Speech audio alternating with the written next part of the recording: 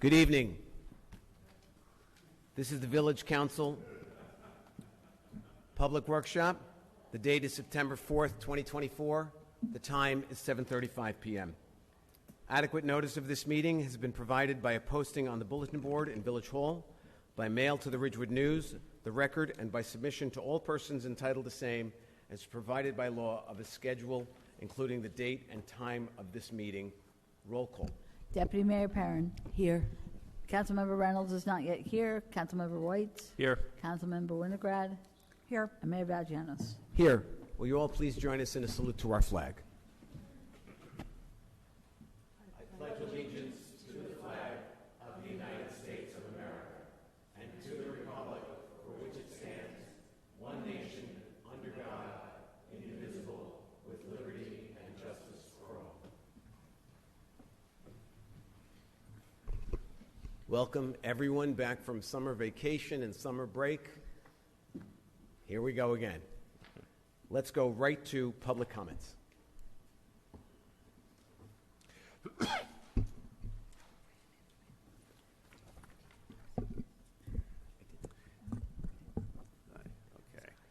Dana Glazer.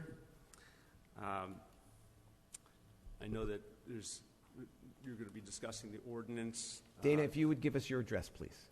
Actually, I believe that that's no longer asked for. If you could just state that you're a resident, Ridgewood resident. I'm a resident of Ridgewood, New Jersey. Okay. So I'm going to let my neighbors speak in more detail about our grave concerns over the repealing of this ordinance, which has kept Clinton Avenue from a vehicular incident for over 60 years. But I'm here right now to talk about dirt. Yesterday... Is the light on the microphone? Could you check? Yeah, I think it is. I can hear him. Is it? Why am I not booming enough? That's better. Is that better? That's better. A little closer to it. Thank you, A Dana. little closer? Yeah, okay, perfect. I'm assuming I have a few extra seconds here. Yeah. No we problem. will. All right. So yesterday, some dirt was placed on our property to cover up where the work had been done to straighten up this east side of our street.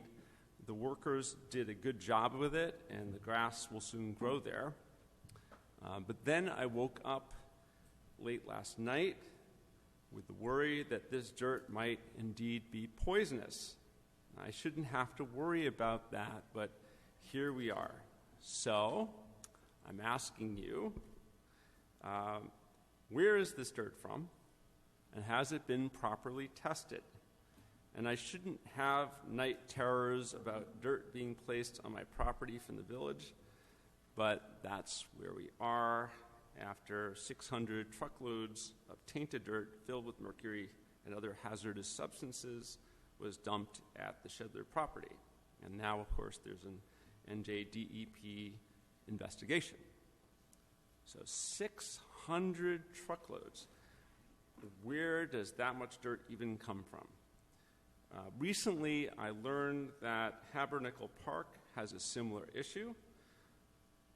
Where else is this happening in Ridgewood? I know that most of, or all of you, were not on the village council when a lot of this occurred, but now the responsibility lies with you for what to do about it. What to do about a village engineer who gave the okay to have toxic dirt dumped like that? Do you minimize the impact and continue to let an employee like that work here?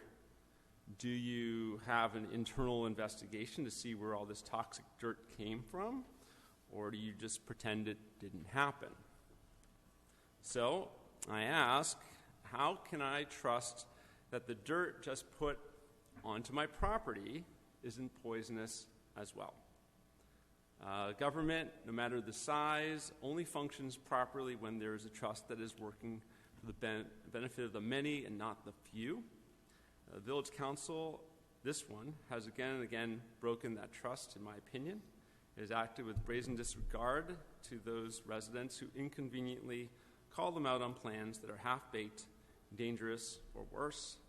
And so this November, I hope the residents of Ridgewood will consider different stewards for our village. Thank you. Thank you, Dana.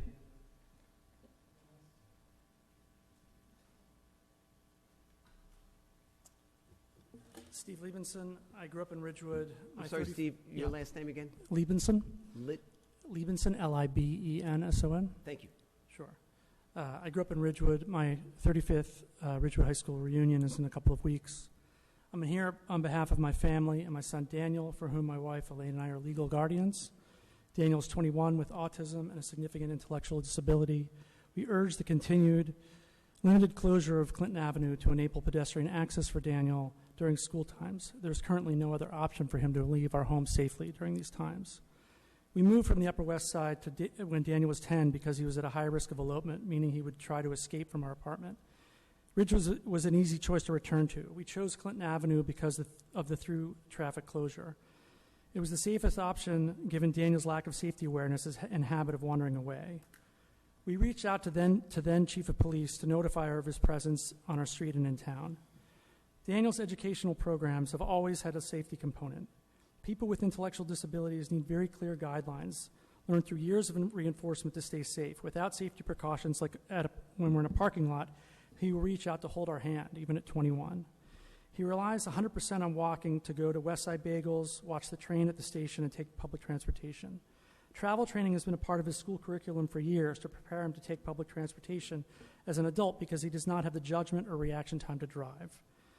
Last month, he received his New Jersey Transit Disability Pass, which he proudly shows.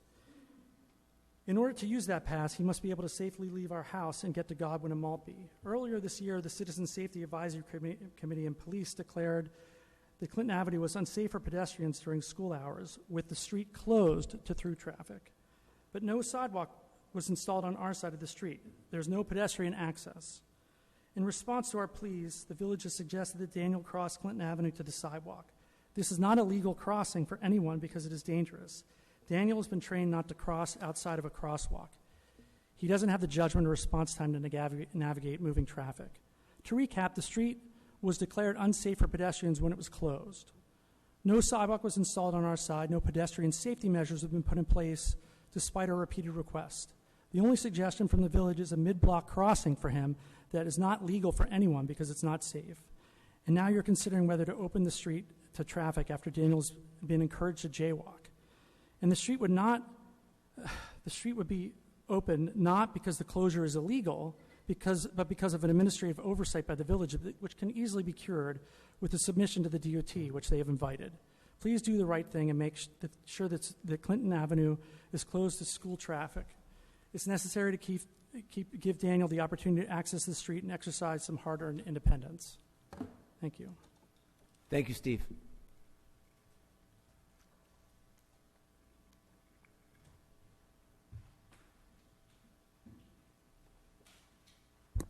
Good evening, Ann Loving. It really is heartbreaking to hear that story. I understand that you were able to get the 60 saplings that you were, planning to get for the planting project. They're smaller than what was hoped for, but at least you were able to get them. I do hope that you keep it on the front burner, the idea of having our own tree farms as we once did. And obviously we can't do it at Shedler, can't do it at Habernickel, can't do it, as I had thought, perhaps at the village garage property. It'd be nice to have a tree farm there, but maybe there is an untainted piece of land where we can start growing our own saplings and not have to buy them. I really think that a lot of homeowners would be willing to have them at their own house. I would. My backyard is huge. I would do 10 saplings growing in my yard, and I have several friends that would do the same. I think this could save the village a lot of money. You could have whatever species you wanted, and it would be a great idea within the parks as well. Thank you. Thank you, Ann.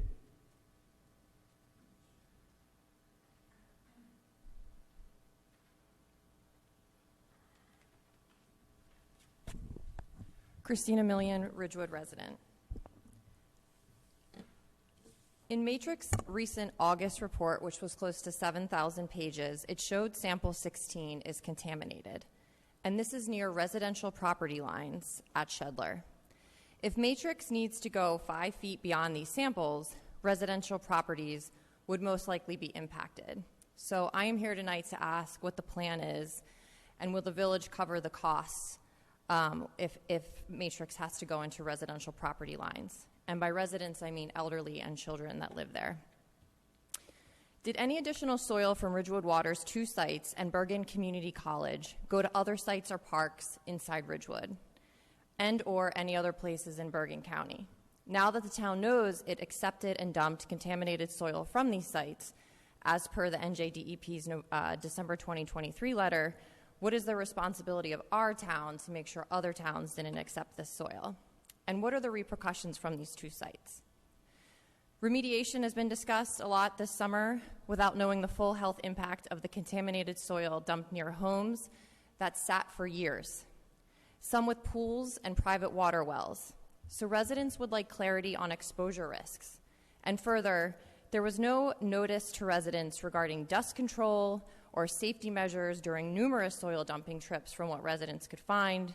And I'm just asking that if you have those documents, to please put them on the website to provide some level of comfort and data to the people living feet from the Shedler property. Residents have also requested a public Q&A regarding the soil dumped at Shedler that has so far been refused by this council, and it would be great if you could please consider that.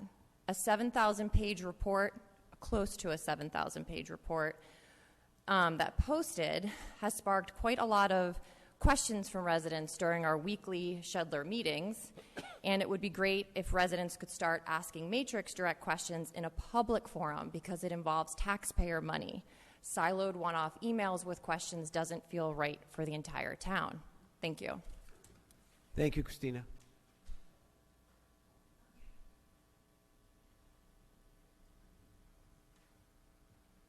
Hi, good evening.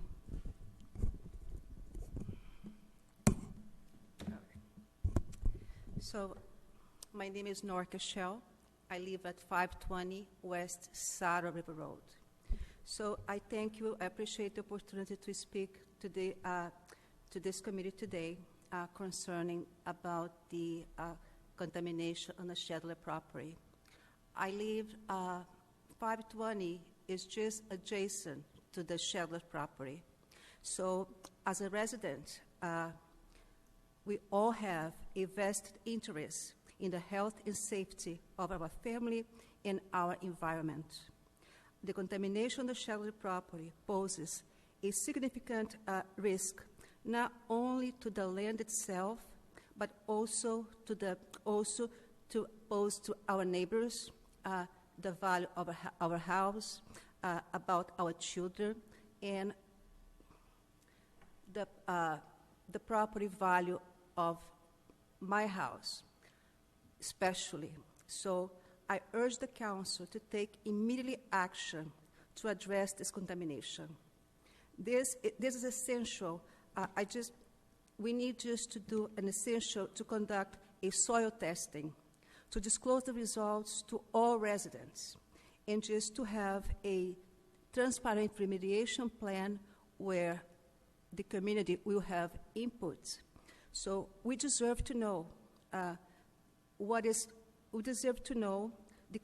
the contamination is present. We deserve to know the potential risks to our health. We deserve to know what measures the village is taking for our safety. So additionally, I request updates to be provided to our community throughout the remediation process. Clear communication will help alleviate the fears and foster trust between the residents and also the local administration. We cannot afford to take this matter lightly. Okay. The safety of our homes and also our safety, our health is at stake. The administration decision, whatever decision this administration take, will take a long effect on our community and in our health.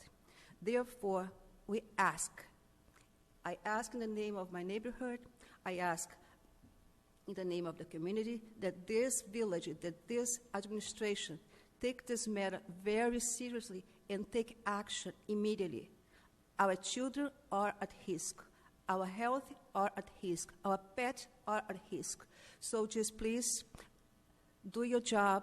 If there's anything we can do just to help, to assist, to expedite this process. They'll be just count on us. So now just it's not right, it's not fair that we live in fear, paying for actions of previous administration. And I ask this council just to please just take action and let this get resolved as soon as possible. Thank you. Thank you, Nora. Anyone else from the audience?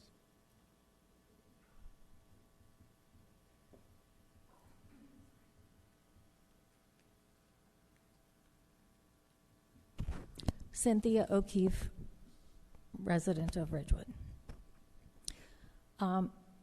You know, listening to Norca and to Christina speak about the Shedler community, you know, it's very emotional. We've been coming here for, you know, a very long time now to talk to all of you.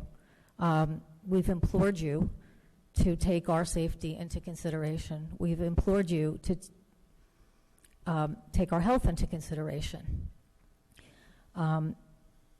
Many residents asked for the soil to be tested. Obviously, it has been. We've listened to Matrix speak on a number of occasions.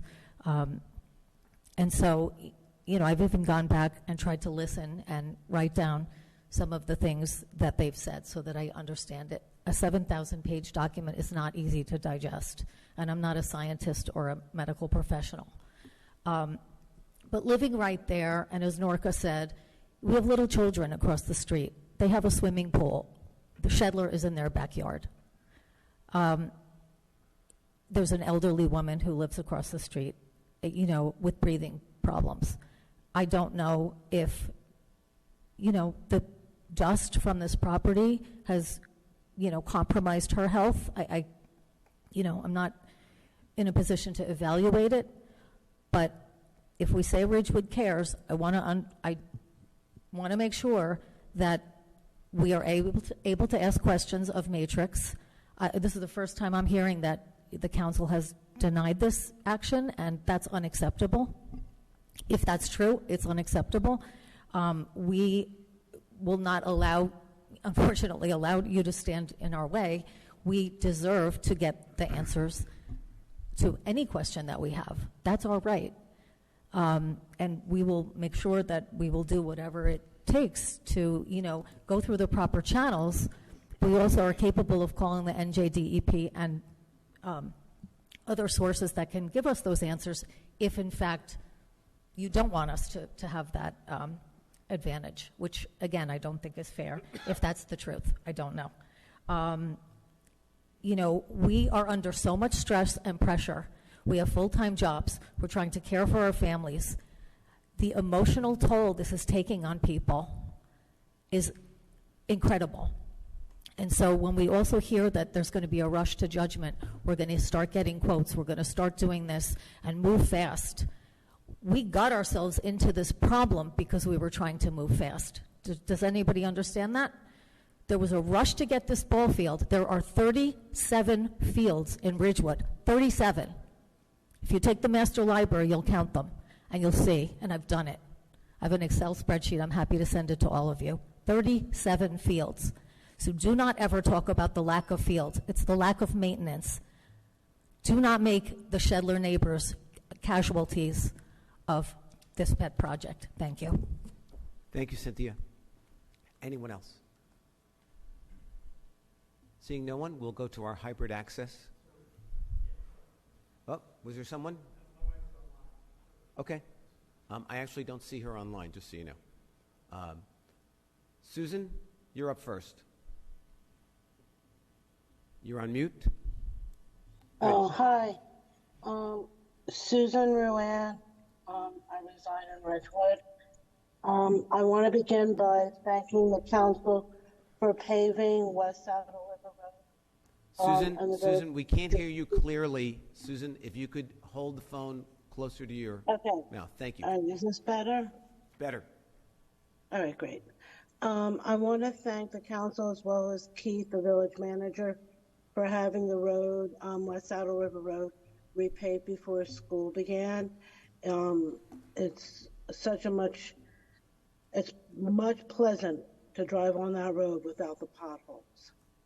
I just now want to piggyback on some of the residents' comments about on the independent investigation. I believe it should be an independent investigation versus an internal investigation to the dumping of contaminated soil at Shedler and Hummerjiggle, if I pronounce that correctly, because the person that oversaw the dumping should not be the one investigating the dumping. I just believe that's counterintuitive. I also believe that there should be a public Q&A for people, residents, to ask questions about the contamination and to hear people's concerns. I believe experts should be there, similar to what we had for the Army Corps of Engineers. I don't know if they'll have all the answers, but residents should be heard, and it is something that shouldn't be dismissed. And finally, I do want to know if the workers, this is something that was asked of me, and I thought it was a good point by one of my other neighbors, if the workers who worked on the dumping of the contamination in Shedler, as well as worked on the burn, I don't believe they had the protective gear to, they knew of the contamination or wore the protective gear. Has anyone reached out to them or their companies to let them know of the contamination and, for them to start getting tested if they need to, or have any health-related problems? I'm just thinking of 9/11 and people going down there and the after effects of that. All right, that was pretty much it. Thank you. Thank you, Susan. Rurik, you're up.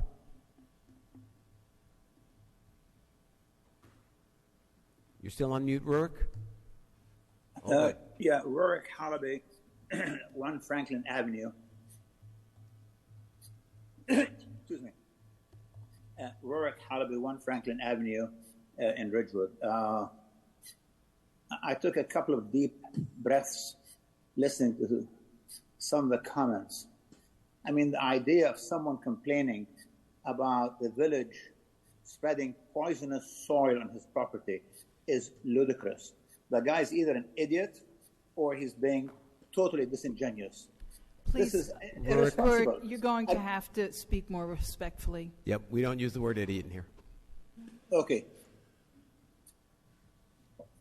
Now, it is, but I feel insulted by someone talking such nonsense. Okay? I'm being very respectful. Now, some people in their fear-mongering are beginning to turn Ridgewood into a Chernobyl or a Superfund site. It isn't. We need to keep things in perspective. We need to keep things in perspective. I mean, New Jersey, there isn't a single square foot that hasn't been contaminated at some point or another by someone doing something that, looking back, they should not have done. It isn't like the thing, Shedler is going to be glowing in the dark. It's ridiculous. And you guys have been doing all what you could to remediate the situation, which you inherited. And for the record, it was I, Rurik Halaby, who more than anyone else fought against the berm and bringing in the turning Shedler into a dump. And none of the people who are now the big heroes and trying to protect everyone's health was there with me. So let's put things in perspective, and let's stop this gamesmanship, and let's stop this absolutely ridiculous statements that have been made, which I find terribly insulting. Thank you very much. Thank you, Rurik. Frank, you're up.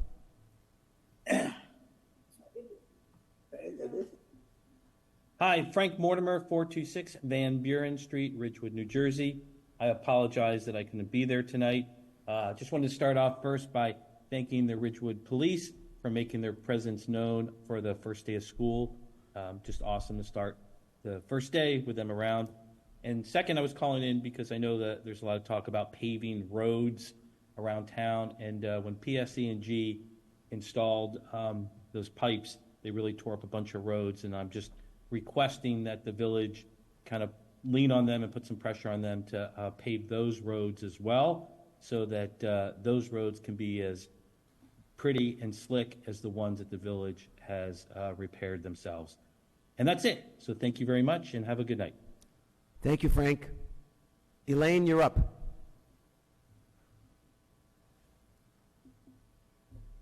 You're on mute, Elaine. Good. Hello, Elaine Dival Bliss, 41 Clinton Avenue. Thank you. I'm stuck at work, but they're in spirit. Last year, the Citizen Safety Advisory Committee and the police determined that sidewalks were necessary for pedestrian safety on Clinton Avenue during school times, even with the street closed to through traffic and full pedestrian right-of-way. But a decision was made not to provide a sidewalk or any pedestrian access on our side of the street, where 2 people with disabilities reside, including our son Daniel. No action has been taken so far in response to our serious concerns for his safety. Watching the construction over the summer was distressing because of the statement it sent to our family. Permanent rescission of this ordinance would be worse. This morning was Daniel's first day in a 2-year program for intellectually disabled adults at Bergen Community College. His schedule requires him to leave our house every morning at 8:30 to take the New Jersey Transit bus. The goal of the program is to support him in being as independent as he can be. I walked him outside to cross the street this morning to the sidewalk at 8:30. Within seconds, a car, a dump truck, and a landscaping truck flew by. He would have stepped out to cross to the sidewalk. That's the current plan that's suggested. I drove him to school instead, and that's why I'm still at work. A choice was made not to install a sidewalk on our side, and no other pedestrian access or safety measures have been implemented despite our pleas. As an aside, we've requested a mid-block crosswalk, which is permitted under Section 265-5 of the Village Code, titled Mid-Block Crosswalks. There are 11 of them.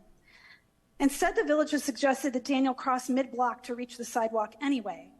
Jaywalking isn't permitted in Ridgewood because it's not safe. Daniel has a 59 IQ and extremely low processing speed. A mid-block crossing without safety measures in two-way school traffic will result in tragedy. Please don't preclude pedestrian access on our side. Tell him to jaywalk and now unleash school traffic on him. And on a street declared unsafe for pedestrians at school times when it was closed, the decision would be cruel and unjustifiable. We've been worried sick all summer, waiting for a ruling on the legality of the closure. We know now that the closure is not illegal. And in July, the TOT commissioner himself indicated that it is permissible in response to a request by Paul Aronson on Daniel's behalf.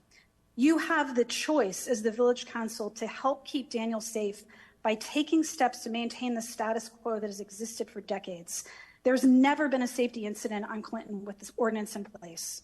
Please don't use the administrative error by the village to force Daniel across live traffic twice a day at school times on a street declared unsafe when it was closed. No one wants to be responsible for the consequences. I urge you, my family urges you to take the necessary steps as quickly as humanly possible to maintain the 2 one-hour closures to school traffic, at least until our family moves or until a sidewalk is installed on our side. Thank you. Thank you, Christine. Excuse me, Elaine. Did that before. Fretra, you're up. Fretra, Hello. There you go. Hello. Hi. Hello. Fretra De Silva, 521 West Saddle River Road, Ridgewood, New Jersey. I'm not sure of all the comments that have been made, so it may be repetitive. I was able to review, in part, the matrix report regarding the soil examination on the Shetler property. And I just wanted to state that, yeah, I am, I can read reports like that and have in the past, but it is a very complex report and discussed complex issues, and there are several statements regarding chemicals exceeding state requirements, and you'd have to go back and see what those state requirements are. It's a 7,000-page report. And I would ask the council to consider seriously having a public hearing so that the average person, or most people, could understand this, because it is quite a job to work through this and to try to understand it. It would only be fair, I think, to the neighborhood and the village to really have a clear understanding. I know that someone from Matrix came and spoke, but to be able to ask questions, to understand in plain English what this really means and how we can deal with it.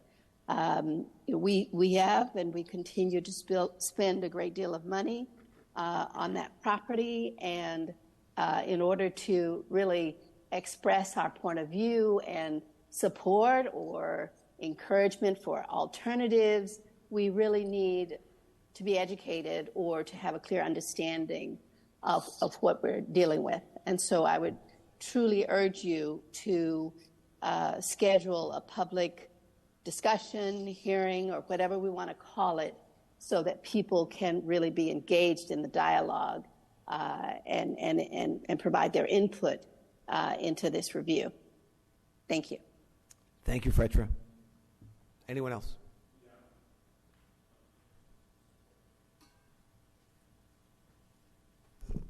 Good evening, Boyd A. Loving. I am a resident of the state of New Jersey. Just a reminder to the council that Daniel's law prohibits the village from posting the addresses of anybody who is entitled to protection by Daniel's law. There were 5 people tonight who gave their addresses. The clerk, of course, can scrub the addresses from the meeting minutes, but those addresses cannot be scrubbed from the videos that are posted by the village. I believe the Township of Verona or the Township of Cedar Grove, one of those two, I can't remember, specifically requests people who speak at public meetings not to give their addresses so that there is no violation of Daniel's law. Last week, there was only one person who gave their address. The mayor was not present. Tonight, there seem to be 5 for some reason. Just a reminder, there is no obligation, there is no code that the village has that indicates that your address must be provided to be a public speaker, and Daniel's law prohibits the publication, the posting of addresses of those who are protected by Daniel's law. None of you know the backgrounds of any of the people who spoke tonight, whether they are entitled to such protection. The protection not only extends to people who are currently employed, it extends to their immediate family members and those who are retired. There's no way you can know the backgrounds of all these people who speak. So it is my suggestion that the council announce publicly that there is no longer a requirement to provide your address. There is no reason that the village needs to know where we live as individuals. Perhaps for a zoning board hearing, yes, but not to make comments at a public council meeting. Thank you very much. Thank you, Boyd.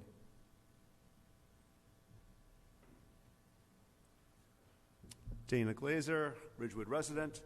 I just wanted to, because unfortunately I'm going to need to leave shortly, but as a resident on Clinton Avenue, my wife and I, we take the safety of our street extremely seriously, and since we've lived here, when we, in the morning, if we have to move our car, we keep it on the side street on Highland Avenue. We don't come back onto the street for the safety of the kids. So we take this stuff very seriously.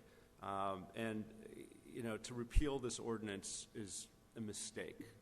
And, and you're choosing to do this. This is not like somebody's holding a gun to your head and saying, this is illegal, you can't do this. You're choosing to do this. The things that I'm most concerned about are at the top of the street where you have children crossing. There is no crossing guard there at present, as far as I'm understanding this. If you're going to repeal this thing, you've got to have a crossing guard up there, because otherwise that's dangerous. What I have, neighbors who have some have some disability, and there needs to be things to address that. You know, without that, it's disrespectful and it's dangerous. And so the thing about this ordinance that's been here for, I don't know, over 60 years, is it's made the entire street a sidewalk. Is it imperfect? Absolutely. Is it illegal? It is absolutely legal. It has been. It's never been challenged. The Attorney General did not come over and say, no, you can't do this. I know you guys asked. So there's no reason to repeal this other than to say, well, we don't want to do it anymore because now we have a sidewalk. But you're going to make the street less safe. So I strongly can suggest that you really think about that before you repeal this. Thank you very much. Thank you, Dana. And with that, I'm going to close public comment. I know a lot of people have things to say on this dais. I want to start with, there are a lot of things that we all disagree on, and that's fine. But one thing we all agree on is that the property at Shedler and at Habernickel must be cleaned up to the highest DEP standards that are maintained. This council, as Dana said, did not bring in 1 grain of soil to Shedler or to Habernickel. That was done before anybody here was sitting here. That being said, it's this council's responsibility to make sure it's clean. And we are as committed as you are to that. I'll say it again, we are as committed as you are to that. And in terms of the information, the moment we get and read and process the information that we get from Matrix or from any other source regarding any soil testing, it is put on our website. We bring Matrix in here to testify so that you know what we know. We want you to know everything that we know. Because if we don't, then there's a tendency to fill in the blanks with inaccurate information. We want you to have all the information. So, and as far as Clinton Avenue is concerned, unfortunately Dana left. He said that this is not illegal. Actually, it is. We have a letter. Keith's got it. I'm sure he's going to read it. From the Department of Transportation. Please don't do that. That says that we cannot do this and that we must repeal this. And then we must review whether we are going to apply for a waiver, which is why that side of the room is filled with police and engineers. So that we're going to have a hearing tonight, and you'll have another opportunity to address this council during the hearing. So we are going to look at this as closely as we possibly can. As far as Daniel is concerned, we are all concerned about him. However, because there's litigation, we cannot discuss it publicly. So I open it up to the rest of the council. Mayor, if I may. Oh, I'm sorry. Matt. Well, I was going to basically repeat what you just said, which was that as I have advised the council in every litigation matter that has come before the council throughout the years, for the sake of the preservation of the record, I'd advise the council not to comment on the litigation specifically. And then the second comment I was going to make was with regard to the issue with Daniels Law, because that's something that we haven't discussed. Daniels Law was enacted, as everybody I believe knows, because the son of a judge in New Jersey was killed, and the protected parties or protected persons under Daniels Law are law enforcement officers, judicial officers, prosecutors, immediate family members of those individuals. I think Cedar Grove is the only town that I'm aware of. Verona. Excuse me? Verona. It's Verona. Verona is the only town that I'm aware of that has taken any action on it. It would be, in fact, what I can do is provide the council for the next meeting with a list of the protected persons under that law, and maybe advise people before the meeting as they come up for the public comment that if they believe that they are a protected party, that they can just advise that they are a resident and not give an interest, and that would be fine. So, And with regard to that, Mayor, I'll respectfully disagree with Mr. Loving. The onus is not on the village council to determine whether folks are a protective class. It's on the individuals coming forward to make public comment to determine whether or not they want to share their address based upon their protective class status. So no one's asking the village council, especially the mayor, to be a mind reader in this situation. If a protected class of somebody in law enforcement, somebody who works for the judiciary comes forward and chooses not to share that information, they have every right not to under the law. I'm wondering if maybe we can put this on the agenda for another meeting and perhaps get some more background from you, man. I mean, candidly, I was going to ask this, ask you to opine on it anyway. Boyd, I have the utmost respect for you, but when it comes to legal advice, I want to, hear the legal, from our lawyer. Candidly, just because we don't, we're allowed to ask, I'm not sure we should. I do want to know who's a Ridgewood resident, who's not. That to me is material. Where you live in Ridgewood, I'm not sure that matters so much to me. But either way, I think we should have a policy and we should enforce it and not just allow folks to kind of make it up as they go along. I'd like to know where we are legally. Again, if you want to give us, and I trust in your opinion, and what you have said is consistent with my understanding of Daniels Law when I was a prosecutor and what we were taught on it.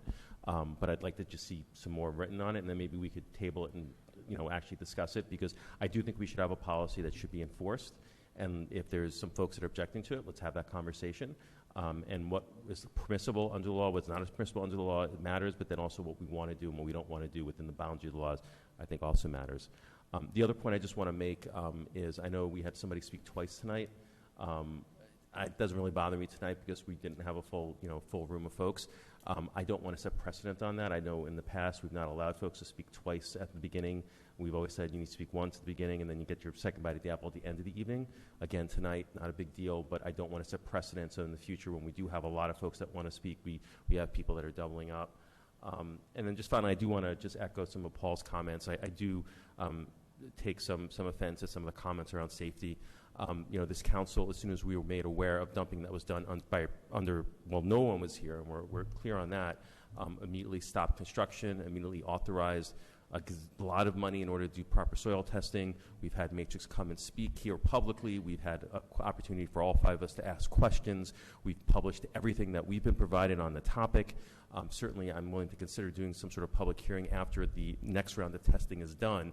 But I want to be super clear to everyone that this notion that we do not care about the safety of citizens and we've not moved quickly enough to address the safety issue, I just take the utmost disagreement with that, and that's just really not fair and it's not right.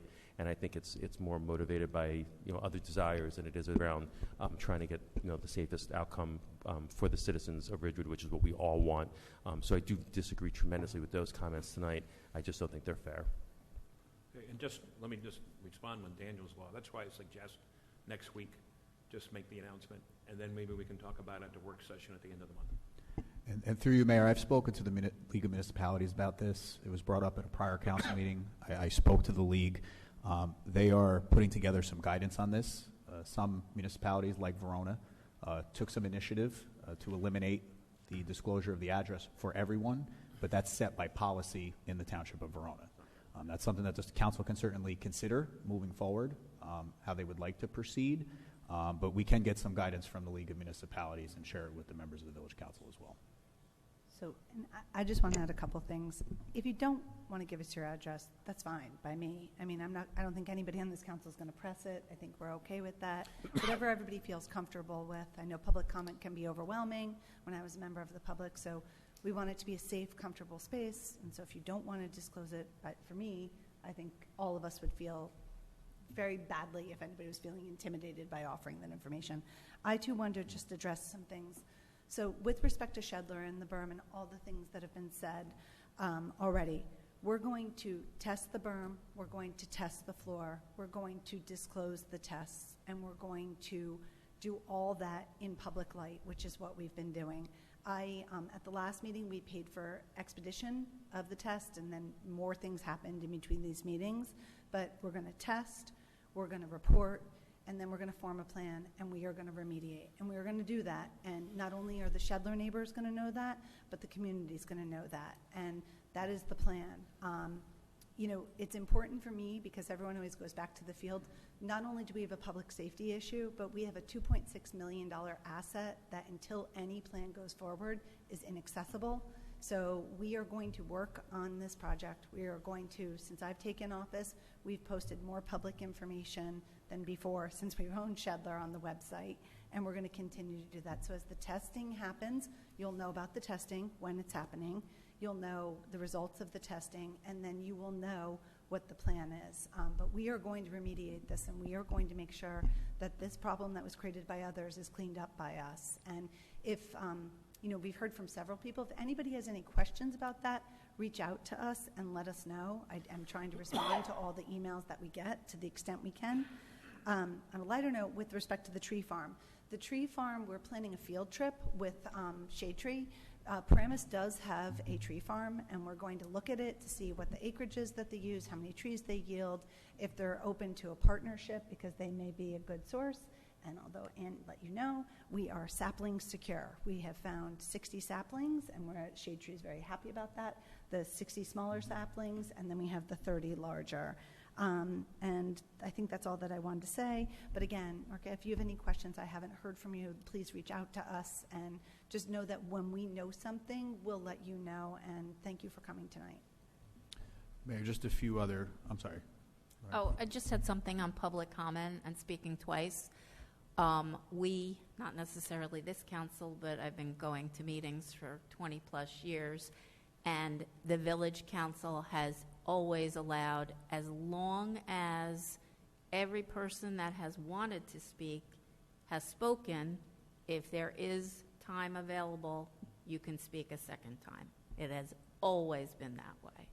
I don't know if there's anything in the books that say you can or you can't, but that is the way the village council has always proceeded. In the first public comment at the beginning of the meeting, there is a time limit with regard to how long I do it, because we do have an obligation to get business done. So right. That's what I said. As long as there's still that 40 minutes, everybody that has wanted to speak has spoken. Somebody can speak a second time. At the end of the meeting, it's different. That's why we've taken steps to try and work with the end of the meeting, public comment sections, because there isn't any time. Mayor, through you, just a few responses to the residents. First of all, to Dana, and I'm sorry that he excused himself, but hopefully he'll hear this on the recording. The dirt that was brought in, the planting soil, to restore and reseed the frontage of the homes on Clinton Avenue, that dirt was provided by the contractor. That's customary when we contract out a job for restoration purposes. The inference that that dirt may have come from Shedler or some other municipal property is unequivocally inaccurate. We're going to talk about Clinton Avenue as part of the special public meeting tonight. With regard to Shedler, it is very difficult to have our environmental company come in and provide definitive answers to the public based upon the fact that the soil testing has not been completed in its entirety. So to have Matrix come in and answer questions without all of the data and information that they need to evaluate our situation and create a remediation plan is premature. I did have a request from a resident of the Shedler neighborhood who made a similar request directly to the NJDEP. In discussing it with Matrix and with the community outreach folks from the DEP, we are all in agreement that it is premature to hold that type of meeting. With respect to the village council, they were never involved in those discussions. So, in fact, they did not deny any type of public meeting. The information that was provided back to the residents that we would wait till we have all the information was provided by me, and it was in consult with the DEP and with Matrix. I can tell you that Matrix and I had a conference call early this morning. They have spoken to the Solid Waste Bureau down at the DEP who have changed the scope of work. I'll talk a little bit more about that under the manager's report, but I bring that to light because this is a work in progress, okay? These answers we don't have them yet. So we can't give you answers that we don't yet have. And we are working with DEP and with Matrix, as both the mayor and Councilmember Winograd have indicated, and we're going to continue to do that. To Ms. O'Keefe, I don't believe that we're rushing this process at all, to be honest with you. I'm a little frustrated in some of the delays that have taken place, especially with the DEP having to review what Matrix scope of work is going to be. I'm not saying that we're pushing for it to move faster. It's just because we have folks asking the questions that you were up here asking tonight, it's frustrating to me that we can't give you answers until that final testing is complete. With regard to Mr. Mortimer, we have been in touch with PSE&G with regard to their restoration plan for the roadways this fall. I think Mr. Rudeshauser actually spoke to or communicated with PSE&G today about getting that plan underway. So we are pressing them, and we'll continue to try to do that before the winter sets in so that folks have their roads restored where the gas mains were installed. I think that's all I have, Mayor. Keith, I have a question. Sure.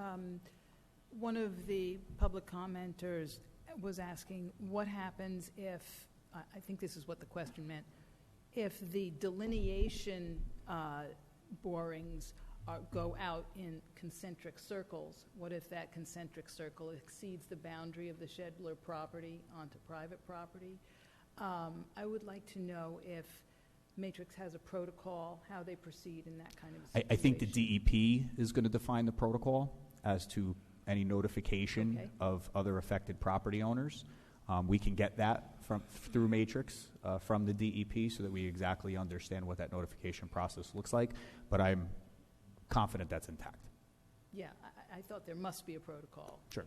This is not the first time. Right. Okay. And let me just comment on that we don't determine what to test, how to test, where to test.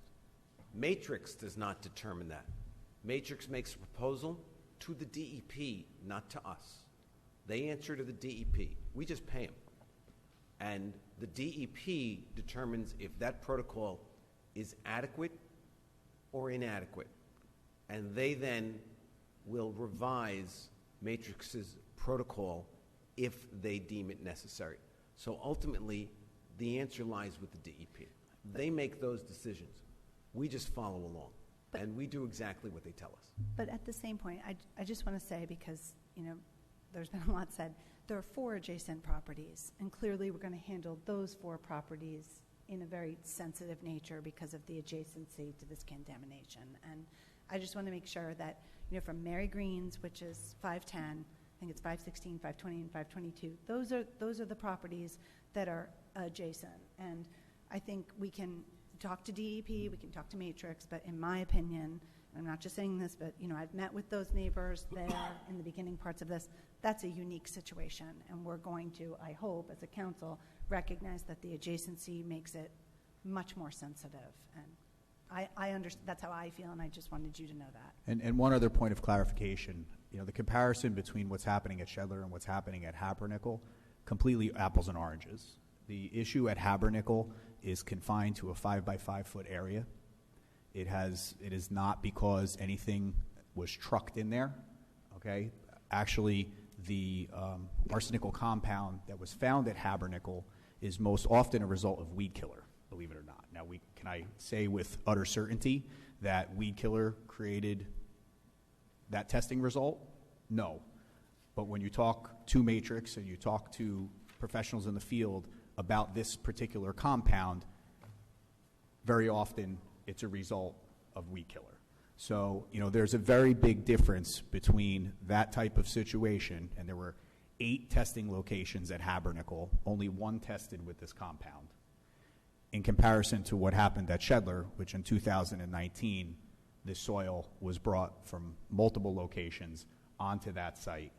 Very different situation. Anybody else? No? Let's get on with it. Keith, your manager's report. Thank you, Mayor. So first, I want to welcome everyone back to the new school year this week. Today was the 2nd day of school here in Ridgewood, and we've seen a very smooth transition to the new school year. I especially want to thank the men and women of the Ridgewood Police Department for staffing the schools at both drop-off and pickup times this week and to all of our crossing guards who have been deployed throughout the village to make sure our students get to and from school safely. On tonight's public meeting agenda is Resolution 24-286, the shared services agreement with the Ridgewood Board of Education to staff 3 Special 3 police officers at the high school and each of the middle schools.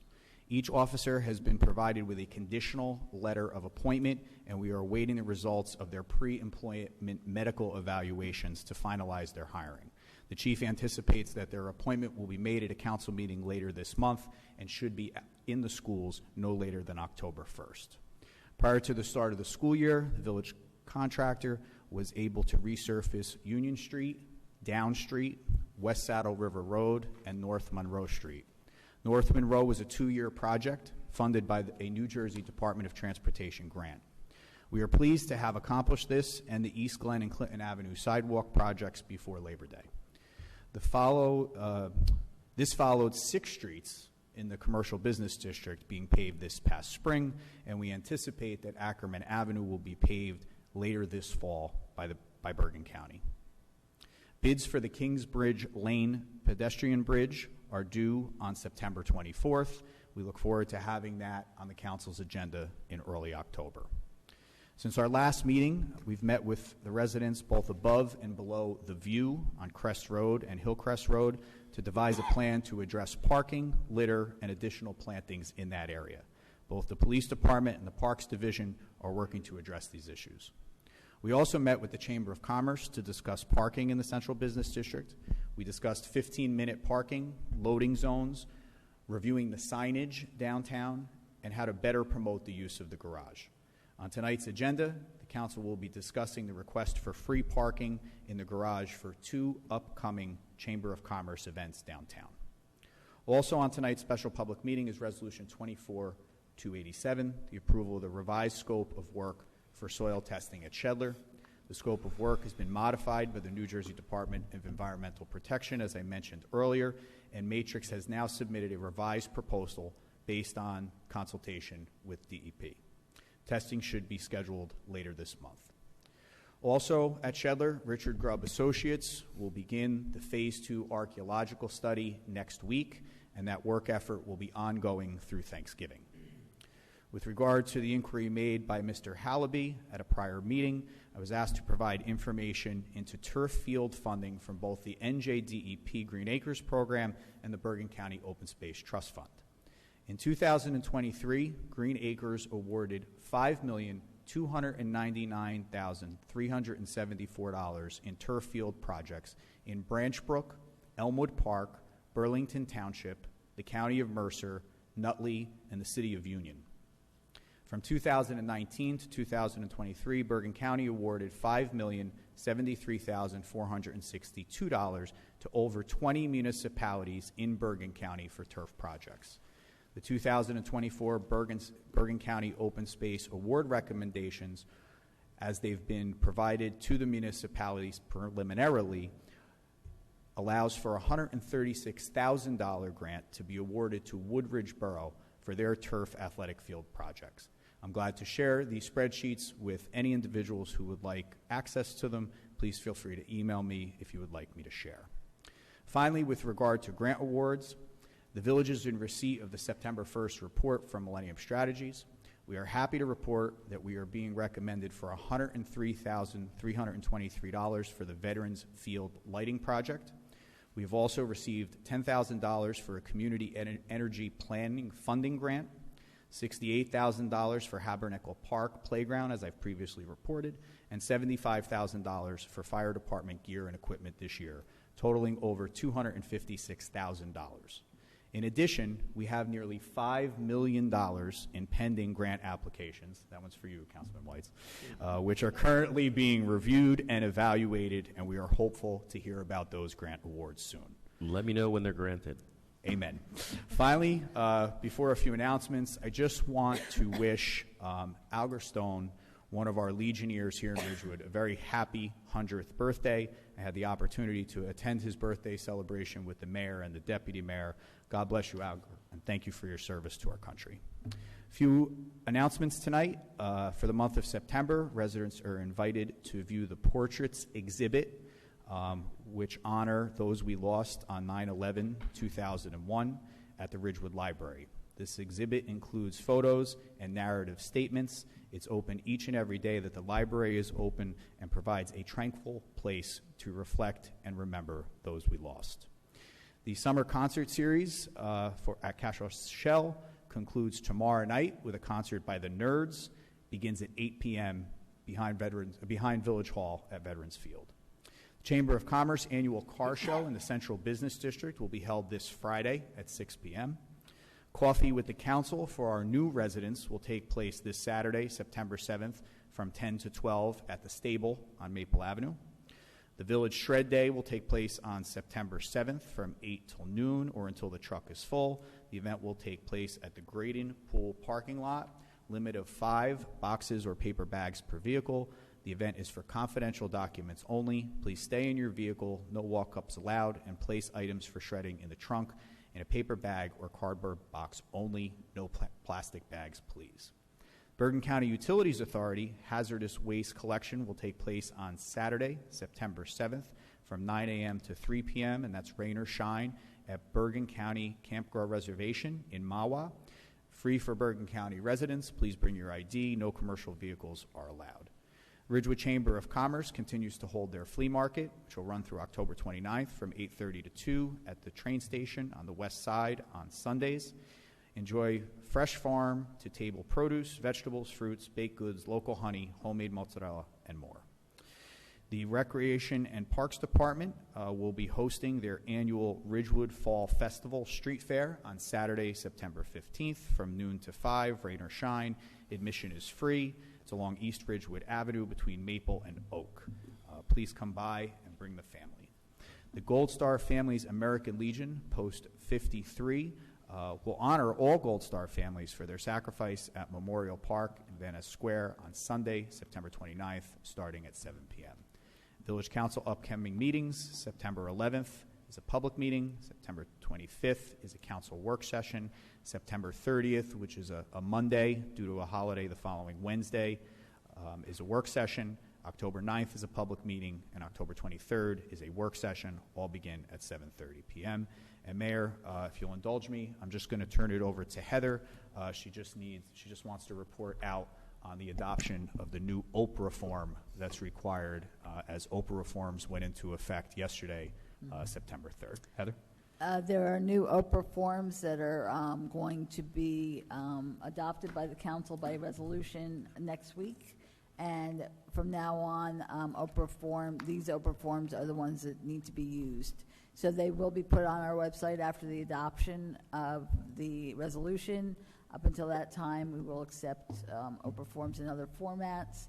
But this is something that is in the statute that changed OPRA in some ways. And so this is one of the requirements. The only other way you can submit this is if you can do it in an email, but you have to have every element in this new OPRA form in that email. So, and then it will be accepted as an OPRA form. If it's not on the form or has every element that's on the form in an email, then we cannot accept it. And this, again, will be after September 11th. Can the form be filled out in person if they come? Sure. We always have them available here in the village clerk's office. Thank you, Heather. Thank you, Keith. And let's now go to our council reports. Siobhan, you want to kick it off? Sure.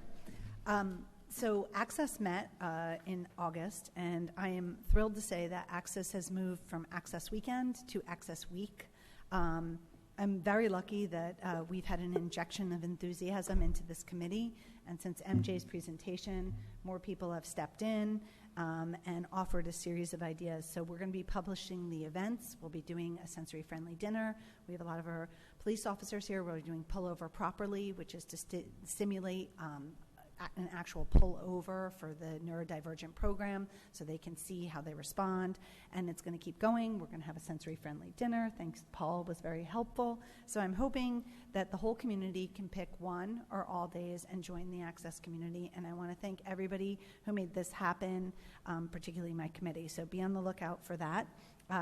You guys all heard the update about the saplings, which is very exciting, but we are short tree captains. We have a couple tree captains over here, and we're looking for more from here. If you're interested in spearheading a planting group, please reach out to me or Nancy Brennan Hill and say you'd like to be a tree captain. The general idea is that you need to get these saplings to the location, make sure that people plant them, and that the tree planting protocol is done. It's actually a really fun way. You will feel emotionally attached to your saplings, and I would encourage all of you to be a part of it. And it's a pretty cool title, like Tree Sheriff, Tree Sapling. I wanted to let everybody know that our Fields meeting did not meet this week due to the start of school, and it's been changed to the second Tuesday. We will be meeting Tuesday the 10th in hybrid, and we will also be pushing the Fields meeting time back to 8 a.m., which is also super exciting. And then, you guys are going to have to indulge me, but as some of you know, my sister Kate is a recovered alcoholic, and today is her actual 17th anniversary of being sober.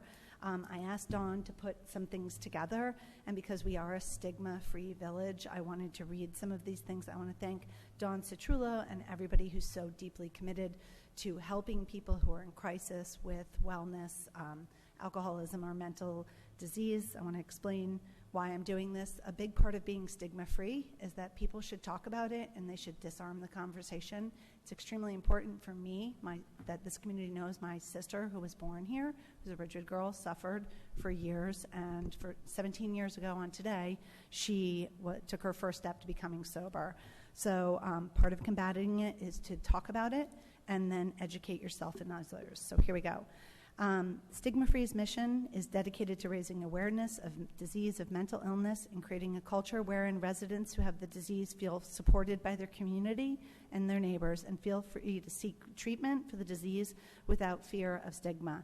Mental illness includes a variety of disorders ranging from depression and anxiety to substance and alcohol use disorder and bipolar disorder. Mental illness can affect persons of any age, race, religion, or income. And just some interesting information. During COVID, we saw a significant increase in alcoholism, but alcohol is the most used drug in America, and it plays a large role not only in American societies, but many societies and cultures around the world, and greatly impacts public health.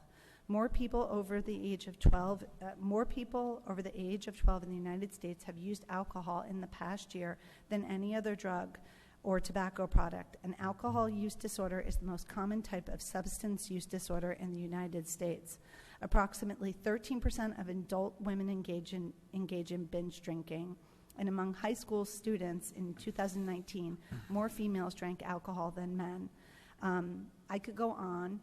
It's obviously a very personal issue for me and my family, but I want to take this unique opportunity to dissemble the stigma, congratulate my sister, and say if anybody in this community is suffering, this council, our police force, our Board of Health, we're here for you. There is no stigma, and I suggest you reach out with any questions or inquiries for help, because we're here to make it better. Siobhan, thank you for your work on access. Thank you for your work on trees, and thank you for that very moving account that's incredibly personal to you, that means so much to all of us. It's greatly appreciated. Evan. Thanks so much, Paul. None of my committees have met in the last 2 weeks of August, so I have nothing to report, but do want to add to Keith's village, to the manager's report. I am looking forward to the car show this weekend, or this Friday. So other than that, I have nothing else. Great, thank you. Lorraine. Thanks. I just had one question first for Keith on Dana's comment about a crossing guard at the top of the street. Has that been discussed? Is the crossing guard that's up there to cross over West Ridgewood Avenue going to help the kids? Yeah, what we're going to do is when we get to the Clinton Avenue discussion, I'm going to have the chief and his staff come up, and we can go through all that. Okay, perfect. All right. So Cash or Shell, tomorrow night is the final night for the 2024 season. The Nerds will be playing from 8 to 10. They always draw a huge crowd. Come on out, bring your chairs, your blankets. It's going to be a great night weather-wise. Bring some food and enjoy the concert. Project Pride. On Sunday, October 6th, we will be removing the summer plants and planting the fall plants. Mums, grasses, things like that. We need lots of help. If anybody is interested, please email me at lreynolds@ridgewoodnj.net. You don't have to have experience. Digging the plants out from the summer, you need no experience, just a little elbow grease. Planting them, maybe a little bit of experience, but not much. We can show you what to do. So if you're interested in helping, Sunday, October 6th, we usually start early in the morning so that there's not a lot of traffic, usually about 7:30.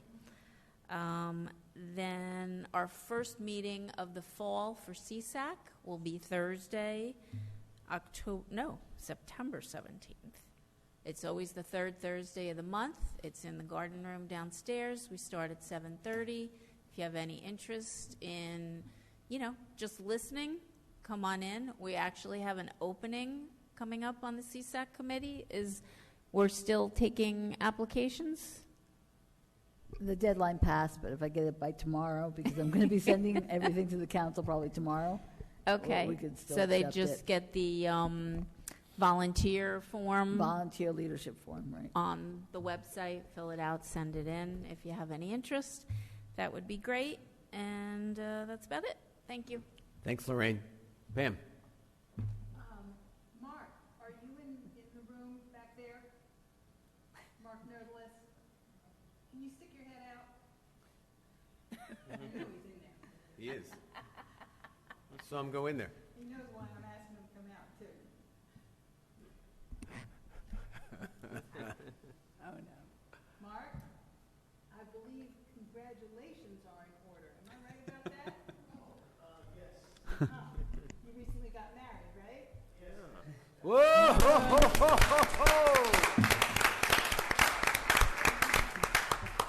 That's why he was hiding in the closet. Wishing you all the best. Many years together. That's great.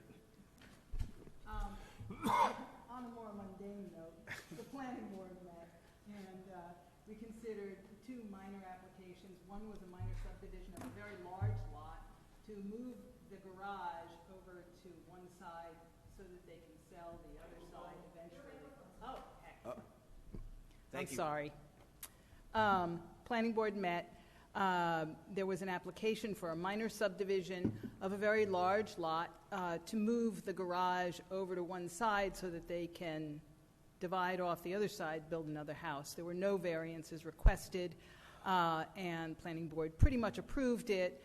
The question of what trees might be removed or and stormwater mitigation will come later.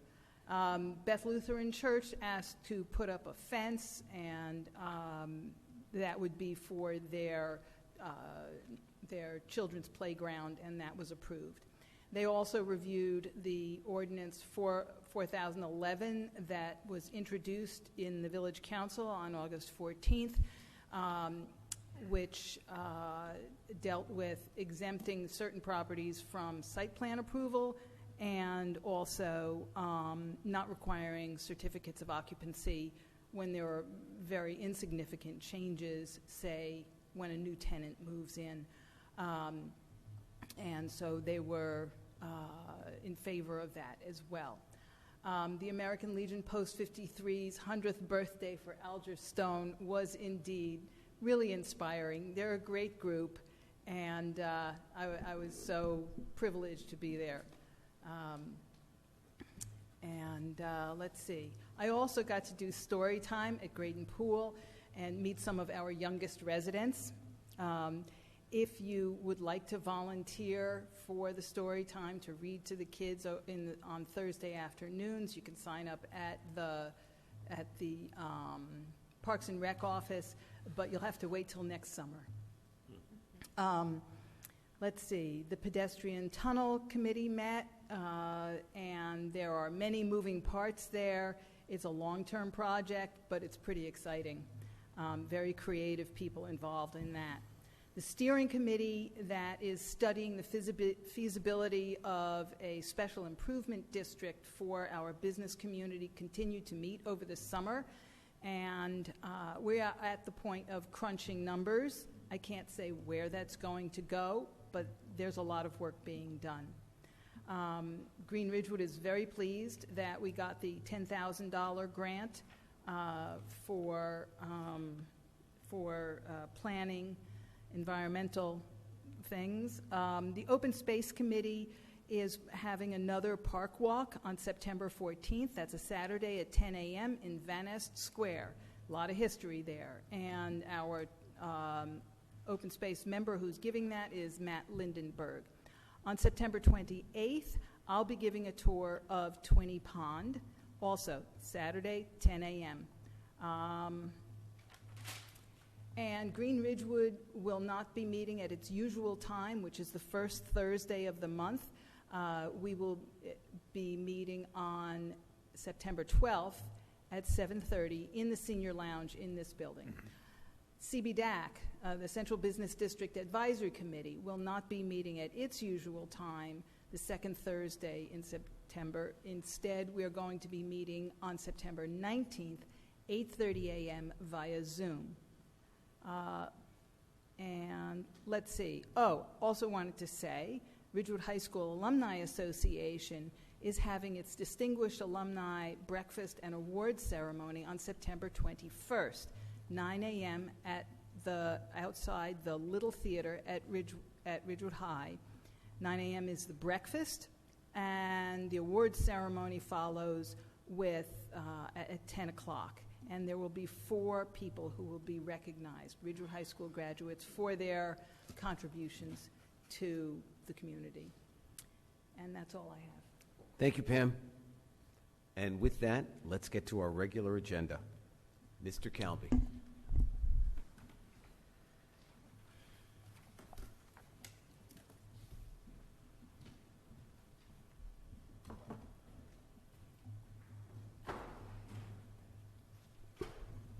Good evening, Mayor and Council. With me tonight is Yolanda McCullum. Yolanda is our environmental engineer from Ridgewood Water. She's going to assist me with a couple of items tonight and with our subsequent presentation. Welcome. Thank you. So we have 2 items that are going to be discussed, and that will be part of your special public meeting. So the first one is the award of an infrared asphalt surface repair contract. On Wednesday, August 7th, 2024, Ridgewood Water received 3 bids. This work is necessary to complete restoration of over 400 locations in the 4-town service area that require asphalt surface restoration from water distribution, repair, and replacement jobs. Bid proposals were based on unit prices, which were used to determine the lowest bidder.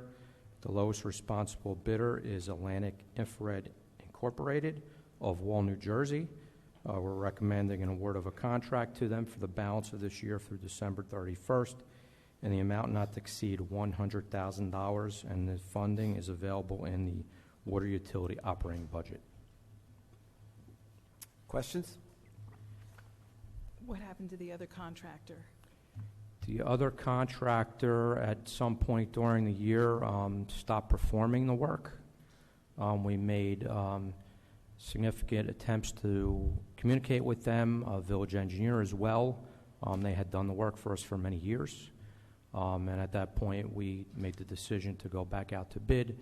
And fortunately for us, with the bid, prices are actually lower than they have been in prior years. Wow. Okay. Thank you. Anybody else? Good. The second item is award of concrete pavement and sidewalk restoration. Also on Wednesday, August 7th, Ridgewood Water received bids for this project. A total of 4 bids were received. This work is also necessary to complete restorations in the 4-town service area, but this time this is concrete work for sidewalks, aprons, and curbs that were disturbed as part of restoration jobs throughout the service area. Bid proposals, again, were based on unit prices to determine the lowest bidder, who in this bid was AA Berms, LLC of Belleville, New Jersey. They've done other work within the area.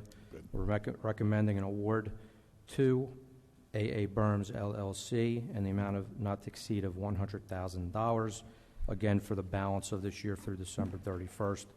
Funding available in the water utility operating budget. I have a question, and I have a feeling you don't know the answer to this, but Both of these bids, the disparity between the highest and lowest bid is, well, it's just in another stratosphere. I mean, in one, it's $62 for the total unit prices, whereas the high bidder was $46,550, and something not quite as crazy, but pretty wild on the other one also. I can explain. You can? Yes. impressed. So, the bidders that are on the high end didn't complete the bid properly. They didn't use unit prices. They didn't follow the instructions. That's pretty much the simple answer. Good. Thank you. Just because it just kind of stood out. Yes. No, it I did. saw that footnote and had the same question. But When we opened the bids, everyone kind of understood, and they know it's going to be rebid in January, so they have another opportunity to get it right next time. So great. Thank you very much. Next, are you guys done for now? Good. For now. For now. For now. Great. Keith? Mayor, next on the agenda is item 2, which is listed under budget. This is the revised scope of work from Matrix for the additional delineation soil testing that's required at Shedler. This was done after consultation with Tom Farrell, the chief of the NJDEP's Bureau of Solid Waste Compliance and Enforcement. He's had multiple conversations with Matrix, as I alluded to earlier tonight, and he's revising the sample analysis that was originally proposed to include an analysis of the full suite of compounds present. So we're really jumping, in layman's terms, from 90 samples, which were originally going to be taken, to more than 90 samples. And that number is still being worked out between Matrix and Tom. The number is accurate for whatever the scope is that they ultimately agree to, but there is a jump in cost relative to this because of the additional samples that are necessary. Questions? I just have a question of where we're at monetarily wise with the money that we have. So I want to say that at the last meeting, we reported out that there was about $90,000 left in the bond ordinance that we introduced for the 350, right? So this is going to cost about $35,000 more than where we were at the last meeting. It jumped from 50 to about 85 for this round of testing. So that would leave roughly $55,000 left in that $350,000 bond ordinance. Okay. Thank you. You're welcome. Anybody else? Good. Let's move on. And we will entertain a motion to suspend the work session and convene the special meeting. So moved. Second. This is the village, excuse me, Hold we have to on. vote, sorry. Yep. Reynolds, Perrin? Yes. Reynolds? Yes. Whites? Yes. Winograd? Yes. And Vagianos? Yes. This is the Village Council special public meeting. The date is September 4th, 2024. The time is 8:57. Adequate notice of this meeting has been provided by a posting on the bulletin board in Village Hall, by mail to the Ridgewood News, the Record, and by submission to all persons entitled to same as provided by law of a schedule, including the date and time of this meeting. Roll call. Deputy Mayor Perrin? Here. Councilmember Reynolds? Here. Councilmember Whites? Here. Councilmember Winograd? Here. And Mayor Vagianos? Here. Mayor, at this time, before you move on to the public hearing, I would recommend that we bring up Chief Lyons and his staff from the Ridgewood Police Department and our village engineer to brief the council on what's transpired over the last number of weeks relative to this ordinance, and also be able to answer any of the questions that the village council might have relative to either one of these ordinances concerning Clinton Avenue. So, Chief, you and your team will come up, and Chris. We need a few more chairs. So, Mayor, as they come forward, I just want to bring the council and the public up to speed. When we last discussed this back on August the 7th, we talked about the ordinance being introduced, but that during the time period between introduction and adoption that we were going to seek guidance from the New Jersey Attorney General's office relative to the legalities of the street closure. We did speak to the Attorney General's office. I believe the chief even spoke to the Attorney General's chief of staff relative to this issue. They assigned a Deputy Attorney General who is housed at the DOT to work with the Department of Transportation on reviewing the legalities of this, to review our previous ordinances. I think there were 3 renditions of this ordinance from 96 to 2017. With Heather's help, all of that information was sent down to the DOT and reviewed by the Executive Director of the Division of Traffic Engineering at the Department of Transportation, along with the Deputy Attorney General assigned to this matter. On August 27th, a letter was written from the DOT to Heather outlining the position of the DOT, which is if this closure was to move forward, it would need the approval of the Commissioner of Transportation. I think the most important aspect of the letter is that as of today, the DOT believes that the ordinance does not have, the current ordinance does not have any legal force or effect unless approved by the Commissioner. So that leaves the police department in a position where they're unable to enforce this ordinance based on this August 27th letter. Where I think that leaves us in general is a decision needs to be made by the Village Council whether to rescind this ordinance, which quite frankly I think we would recommend at this point because it's not enforceable, right? It'll also allow you to establish the parking regulations, which are the second ordinance under consideration tonight. But I think the more potent decision that needs to be made by the Village Council is, are we going to pursue NJDOT Commissioner approval to close the street prospectively? Now, that would require us to introduce and adopt a new ordinance. I spoke to Jamie Opplinger yesterday about this. Her recommendation is if the council decides to move forward with closing the street, that we rescind all previous ordinances, okay, from 96, 2013, 2017, that a new ordinance, even if it reiterates the 2017 street closures during the periods of arrival and dismissal time, we would reintroduce that ordinance, advertise it, adopt it on second reading, advertise it again, and send it to the commissioner for his approval after final adoption. So I hope that explains the process of what we would need to do if the street closure was going to remain prospectively. But with that, I'll turn it over to the chief and Chris for their views on this. And gentlemen, first, welcome everybody here.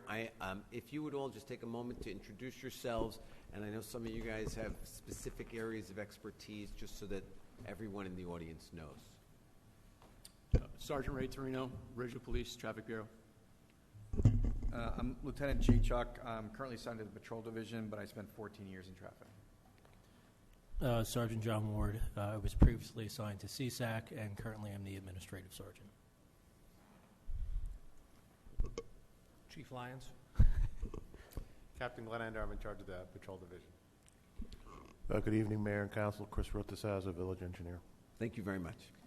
So real quick, I just want to explain why I brought the gentlemen that are here to my left. Can you lean in a bit? I'll lean in a little bit better. Yeah, Is that better? Just to everybody, you got to get really close to these mics for them to pick up, okay? So when we were looking at all these, when the ordinance and when we were getting the complaints for the safety of the students that were walking to Ridge, I immediately consulted my traffic bureau. Currently, we have Sergeant Ray Torino, who's in charge of traffic, but historically he has been on the fatal accident investigation team for, I'm going to say 8 years, I might be wrong on that, and Lieutenant Jay Chuck was on there for 10 years, so they are by far the traffic experts that I would defer to, and they've been in their positions far before I was. They've been in traffic for, and I'll let them get into how long, but they definitely know what they're talking about. Sergeant Ward is the person who went and actually took the counts and did all the statistical analysis, which the Traffic Bureau then looked, processed, and used to make some determinations. However, that being said, there were a lot of statistical analysis done in previous years, and I'm going to let the lieutenant who was in traffic as the sergeant in charge of traffic during that time explain that. But that's why they're here, and this is Captain Glenn Ender, who would actually be in charge of the patrol officers who are asked to go out and enforce ordinances, asked to go out and do tickets on a day-to-day thing. So he's the one who really has to make those decisions of what can be done and how it can be done most efficiently. Great, thank you.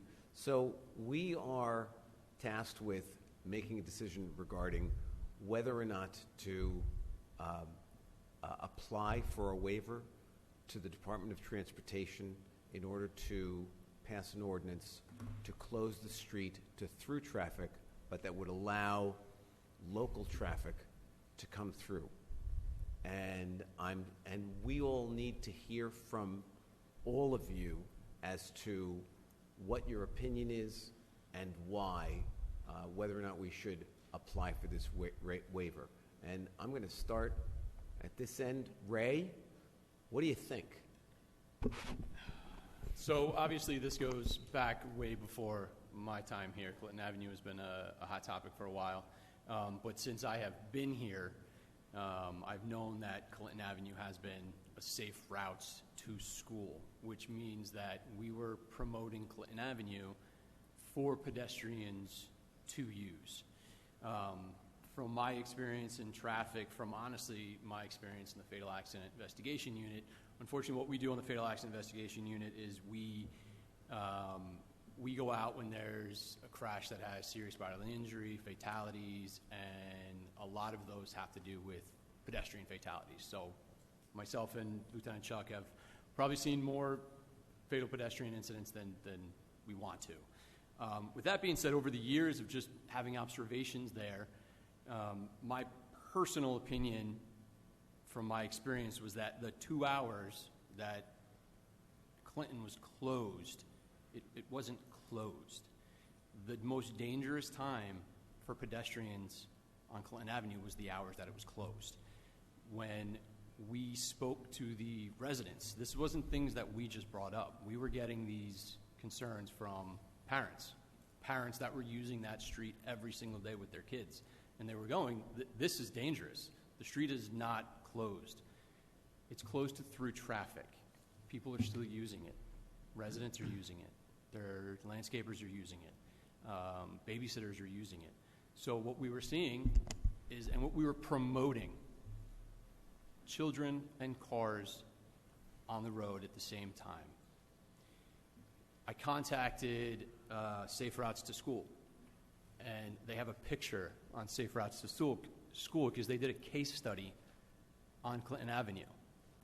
And the picture that they use is a child running out of the way of a car on their website to promote that for their case study. And I brought that to their attention.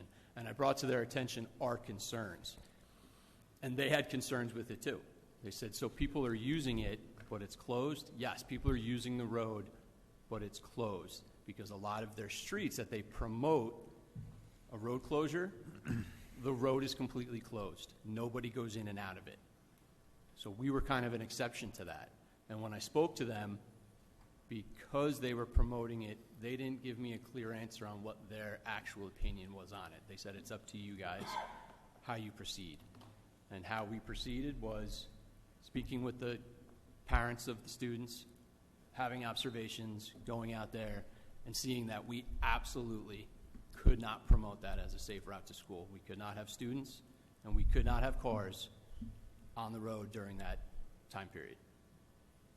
So, Ray, this road has been closed like this for 70 years. Yep. And it's my understanding, and please correct me if I'm wrong, that there has never been a serious or any accident involving a pedestrian. So from Sergeant Ward can give you the actual data that he pulled from it as far back, I believe, as he could go. So just to clarify, I've heard the number 70 years, 60 years thrown out.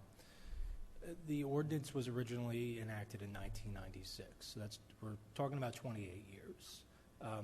Actually today I spoke with Tom Shortway, who's in our records department, who grew up in Ridgewood and remembers before that ordinance was in place walking to Ridge School, and he remembers it being an issue at the time, and the decision was made in 1996 to make a change to the situation for pedestrian safety at the time. So before 1996, this was a regular road with no barricades. So the 70-year discussion is a misnomer. I went to the clerk's office. I had them pull every ordinance related to Clinton Avenue. going back to 1920. The first closure ordinance that I was provided with was 1996. Thank you. Do you want to continue? Yeah, and we're going to talk about any accidents. Oh, yeah. So we did have 6 accidents over a 15-year period. None were fatal. None involved pedestrians. The residents of Clinton Avenue made that claim, and when I started, my job in this was research. I'm not a part of the traffic safety division. I was tasked to be an objective researcher, get the information for them, then to analyze. So one of their claims was that there was no pedestrian struck on Clinton Avenue. In the past, I could only go back 15 years, didn't find one. The only thing I will say is that and as they alluded to, when a pedestrian is struck, it is a catastrophic failure. Got it. It's not your average motor vehicle accident. And going into, just quickly, the injury rate on pedestrian-involved accidents versus our regular car versus car accidents in the village. I polled, because one of the claims was that a vehicle could leave a roadway onto a sidewalk and strike a pedestrian. So I wanted to have data to show one way or the other if that really did happen. It took me looking back 78 pedestrian accidents back to 2012 to find one where it occurred. It was not near a school, where a car left a roadway and struck a pedestrian. So what we're looking at is just over 98% of pedestrians that were struck were within a roadway at the time. The injury rate is almost 93% when it involves a pedestrian, where it's only 14 to 15% when a pedestrian's not involved. So as the sergeant said, anytime a pedestrian shares a roadway, it increases the risk that if they happen to get struck by a vehicle, they are more likely to be injured as a result of that collision. Thanks for your really thorough research and for clearing up a lot of misnomers, John. And Ray, I'm going to return to you. So you're opposed to closing the street, but we have a sidewalk now. Right. So doesn't that change things? Or does So it? the reasoning for the initial ordinance was because we didn't have sidewalks. We closed the road because sidewalks were not going in at the time. So sidewalks are in, the reason for the road being closed no longer exists. Okay, but in terms of the danger posed that you suggested before of pedestrians on the street, again, we're talking kids on the street during those school hours, now that there's a sidewalk, is there still a risk? I mean, I'm probably going to defer to my captain or my chief on that, because no matter where you walk or drive, there's always going to be a risk. But I would say that beyond that, if we close this road to traffic, we're going to set a precedent, and every single resident is going to want their street closed for some purpose. Is there any concern that if we close the street, that school-age children might not use the sidewalk? Our observations from 2 days is every student has used that sidewalk with the parents. But the street was open. And the street was open. I'm saying if we close it. If we close the street, there's that false sense of security that we're not promoting bad habits again. That maybe those bad habits might return. That I can walk in the road because it's safe, when in reality it's not, because it's not a hard closure. Got it. So can I ask, I know you said that there were some observations done. There were some observations done. One thing that interested me is the number of people that cars are on the street that are local traffic. So I know I think one of you had mentioned, people doing, people who are obviously leaving, who live on the street, going to work, landscapers, babysitters, whatever. I mean, how much traffic actually goes through that street, and are we enforcing a block, or are we just sort of on the honor system for folks who drive on that street? You want to go with the numbers that you had when you were up there? Just the last 2 days. When it was closed or when it's been open now? No, when it's closed. Well, I guess actually both would be of interest to me. My question really was around when it was closed, how much traffic was there actually on the street that was local? And then I guess in the last 2 days, how much traffic have you seen overall? Has there been a significant uptick or you know? So I'll start with the last 2 days, Okay. Because I was assigned up there. So yesterday morning, I was assigned to observe traffic and pedestrian safety up at Ridge School. I stationed myself at the top of the roadway, Clinton Avenue, West Ridgewood Avenue. First round, I wanted to have a general idea of what was going on in the area, vehicular traffic now, because it was our first day that the road was open. I also wanted to see, because there was a suggestion about looking into a crossing guard at the top of the road, so I wanted to get some counts on how many pedestrians were utilizing that crosswalk during the ingress to the school. So between 8:10 and 8:45 in the morning on Tuesday, I counted 22 total crossings. Now, that's not 22 people. That's both directions. So, for example, if a parent was dropping their kids off walking westbound and they returned, they were counted twice. So, in a 35-minute period, that was 0.6 pedestrians per minute, with again a total of 22. I returned in the afternoon. I counted this time. I wanted to count how many vehicles on the open road were utilizing Clinton Avenue during the period that was of highest concern in those CSAC meetings and the special meetings that we had with the residents immediately before and after dismissal. In a period of 20 minutes, I counted 23 total vehicles that crossed the intersection of Clinton and West Ridgewood Avenue, either turning onto the road or off of it, which is 1.2 cars per minute. If you look at other streets that are comparable, and Lieutenant Chuck can talk about numbers on volume, it's similar to a road like, let's say, a Morningside Road or a Hamilton, rather than, say, a Bel Air Road, which has a much higher rate of traffic during those hours. As far as the pedestrians go, I counted 9 children and 9 children with parents, 4 without parents in the afternoon, so a total of 13, utilizing that crosswalk to walk home from school. This morning I was there again. I did have a higher vehicle count. This time it was 46 and a half hour, which is instead of 1.2, 1.5 cars per minute. It was a reasonable flow of traffic. There were, at no time on either days was there any congestion. Parents weren't stopping to drop their kids off. There was no U-turns, double parking. There was really, to me, it seemed like your average side street during morning hours. I counted 25 pedestrians utilizing the crosswalk both directions again. So that's 25 crossings, not persons.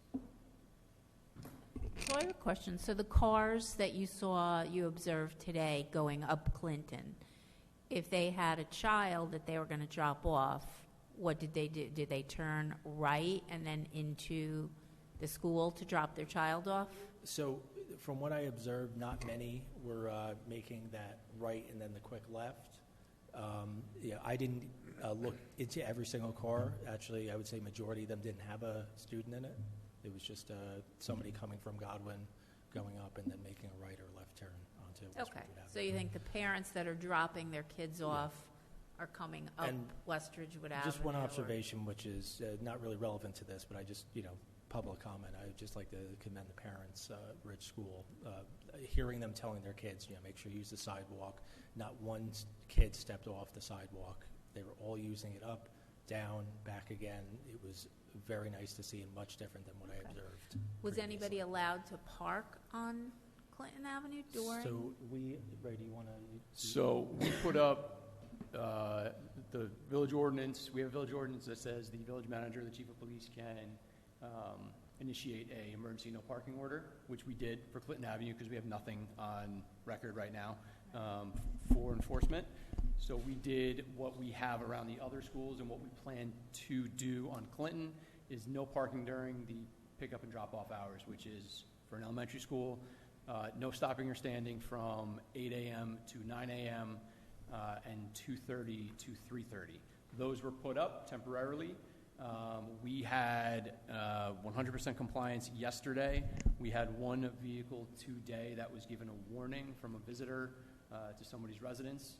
And I'll just add to Sergeant Ward's numbers is today I did a traffic detail on Clinton Avenue. I conducted radar, 23 vehicles in about 22 minutes. 100% compliance from every student and every parent who was walking on the sidewalk. There was, I believe, 2 cars I had going over 27 miles an hour. I think I had 27 and 28 miles an hour, my fastest speeds today. Of the 22 cars I saw, 23 cars I saw.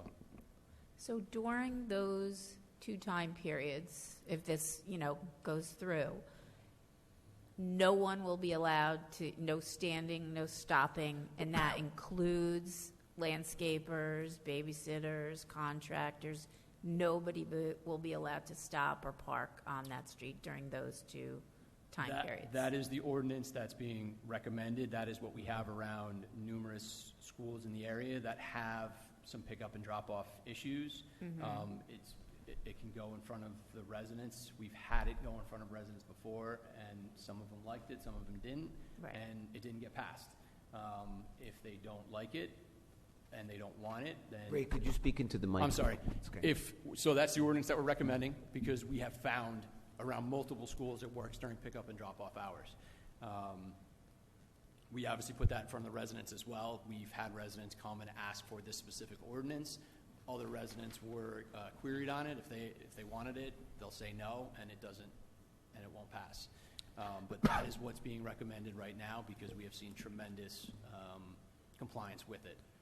And Mayor, relative to the no parking, the emergency no parking, that has to be renewed every 48 hours by myself and the chief. So it's a little arduous. Until we We're pass an doing ordinance. it because we want the start of the school year to remain consistent. If this is the decision to adopt this permanently, the parking restrictions by the village council tonight, so we didn't want to impose it, in 20 days, right? We wanted to do it from the get-go. But it does need to be renewed every 48 hours because our emergency jurisdiction only lasts that long. But if we passed it tonight, it would go into effect immediately. In 20 days, 20 so days. we have Oh, to do it 20 10 more. days. We have to do it 10 more times, but Okay. that's what we'll do. Okay, and then the last question I have, is that still, say somebody on the block has a contractor that's going to be there for 2 weeks? Are they allowed to call for a special, they could park in the street? For that ordinance, we don't allow. You don't? No. Okay, that's good Because to of know. the, So because no of the importance, landscaper correct, during that that- hour. And we do have residents that they can park there before 2:30. And that contractor will move to a side street or pull in the driveway for an hour, and then they can pull right back out. But Okay, so a because neighbor of- can't say, call, my landscaper comes every Thursday morning to do my lawn, so I need him to park on the street. That's going to be a no. Okay. And just to follow up on that, or for, say, somebody is putting an addition on their house, and a contractor's going to be there for weeks or months. Applies to them. Applies to no them too. We've dispensation. had issues, let's say, down street, we have that same ordinance, and we had somebody doing work, and the contractors knew, either pull into the driveway or pull into a side street for those hours, and they see the kids walking up and down, or they see how busy it gets, and they understand. And more times than not, the homeowners understand as well. So can I guess I have a 2-part question. So just to be very clear, and I'm going to pose this to the chief, is it your recommendation in line with Ray's that we repeal the ordinance tonight that closes the street and adopt the ordinance that puts into effect those parking recommendations that we use at other schools in Ridgewood? Yes, in very simple terms, that is my recommendation, especially since it's unenforceable at this time. I also just wanted to say that I've had officers up there both morning and night during what would have been the closure times, just to monitor and see what exactly is going on, because this is a change. And what we're trying to do is make it as seamless as possible, and we're trying to make sure that there are no unintended consequences. So I've said the traffic department has been fantastic and been up there. We've also had Sergeant Ward going up there and doing multiple different counts. The one thing I did want to bring up that was the road was closed in 1996. completely. There were no resident exceptions. So I just thought that was a key to put in there when people say this has been successful for so long. In 1996, it was closed with no exceptions. So if somebody wants to... Well, I have the second half of my question. Oh, sorry. Yes. But we're going to get back to that. We're going to get back to that because I can't imagine that we'd be able to that the citizens would be happy with us just closing the street completely. So at 7:59, if you're not out of your driveway, you're not going to work till 9 o'clock. I can't imagine that's realistic. With that, my second question, though, is to steal, I think, Lorraine's idea, which is that if we do what you're proposing tonight, are there other safety measures we can put into place, such as crossing guards, other things we can do to make sure that any lingering concerns are addressed? Because at the end of the day, we all want to do the right thing, but obviously safety, children, most important thing. So I'm with you 100%. That's exactly why I have traffic up there, both in those times, to see what it looks like, because we've never been able to get accurate readings. We've tried to do speed studies, but the roads were closed. So now what I'm going to have traffic do is speed studies. We've done them in the past, way back, and I'll let Lieutenant Chuck talk about that. But we're trying to see exactly what happens with this change. That's why I have the staffing there. So you're talking about more studies. And then, yeah, we're going to continue to do more studies now that the road is opened with this ruling from the DOT. And Chief, I'm sorry to cut you off, but Sure. are you also prepared to post a crossing guard or have police there more frequently for the next few weeks, or is that not feasible? I'm just trying to figure out what we can do to buttress the safety. So in the interim time, that is what we're doing. We're having people up there. We are actually evaluating the need. There are actual criteria for where we place crossing guards, and I will let one of the traffic officers go into the detail about that. But we are prepared to be there for a while just to see how it is. In the long term, no, we do not have the staffing to have someone at Clinton, especially at 8 a.m. and again at 2 p.m. Those are the busiest times of days. Unfortunately, I don't know if you've watched the news today, but we made sure we had a police officer at every school, and we've been doing that from the beginning of school, and we're going to continue it now, especially in light of the events that just happened. But that is an unbelievably busy time for us, and we do not have the resources to adequately staff that moving forward. For the next couple of days, maybe even weeks, to make sure we find and address any situation that could arise from this, absolutely we will. Moving forward, we'll have to find permanent solutions. So, real quick on the crossing guards. So, we follow the guidelines set forth in the MUTCD, Manual for Uniform Traffic Control Devices, as well as the NJDOT. They don't give you exact numbers. It's basically on the Chief of Police, the Traffic Bureau, engineering to determine if the factors are met for a crossing guard. Some of those factors are pedestrian volume, width of the roadway, speeding, crashes, even distance to the school. One of the biggest things that a crossing guard is there for is to create a gap. If there are gaps in the roadway that allows for crossing, there's less need for a crossing guard. If you look at most of our schools that have most of our posts that have a crossing guard, it's across a main road that doesn't have a traffic control device. So Clinton at West Ridgewood has a stop sign. So naturally, there would be a gap because Clinton Avenue would be stopping. So if you actually go and drive most of our areas when we do our studies for crossing guards, and when we did our studies for crossing guards, most of them are across a main street. The crossing guard is the traffic control device. In terms of Clinton and West Ridgewood, it has that stop sign. So that's a factor that kind of lessens that gap because the stop sign is the gap, if that makes sense. Got it. Did you guys have any questions? No, I just, I wanted to say thank you. I had the luxury of asking my questions before the meeting. I think this is very valuable information. I will say when I was at Orchard for 6 years, I was the safety chair, so I really appreciate the information, and I know how difficult pickup and drop-off will be. From the notes we've gotten from the residents, to me, it seems like the recommendations you're making make the most sense. One, the road closure seems kind of moot because it's not legal, and two, all of the residents, at least from the ones that reached out to us, wanted to make sure that the restrictions upon them were as short as possible. So, I mean, I fully support 4008. We have to fully rescind 4007. And I'm just grateful for, because of the timing that you guys did that you put out the the interim parking today, and I wish you the best of luck as more information unfolds. But I think Lorraine and Paul and all the meetings and all of this input sort of lead us to, for me, that would be what I would want to vote on tonight, is to put the parking restrictions based upon your recommendation and rescind the part about the road closure, because it's no doubt safer and more walkable with the sidewalks. So I just want to say, I hope everybody sees there's a lot of support here. And from the council, we've had the ability over the past couple of weeks to ask a lot of questions, and I'm very grateful to the police department who's answered all of them and made me feel comfortable in making that decision. If you wanted to go back into the 1996, Lieutenant Chuck is here, and he was in traffic in charge of traffic during that time.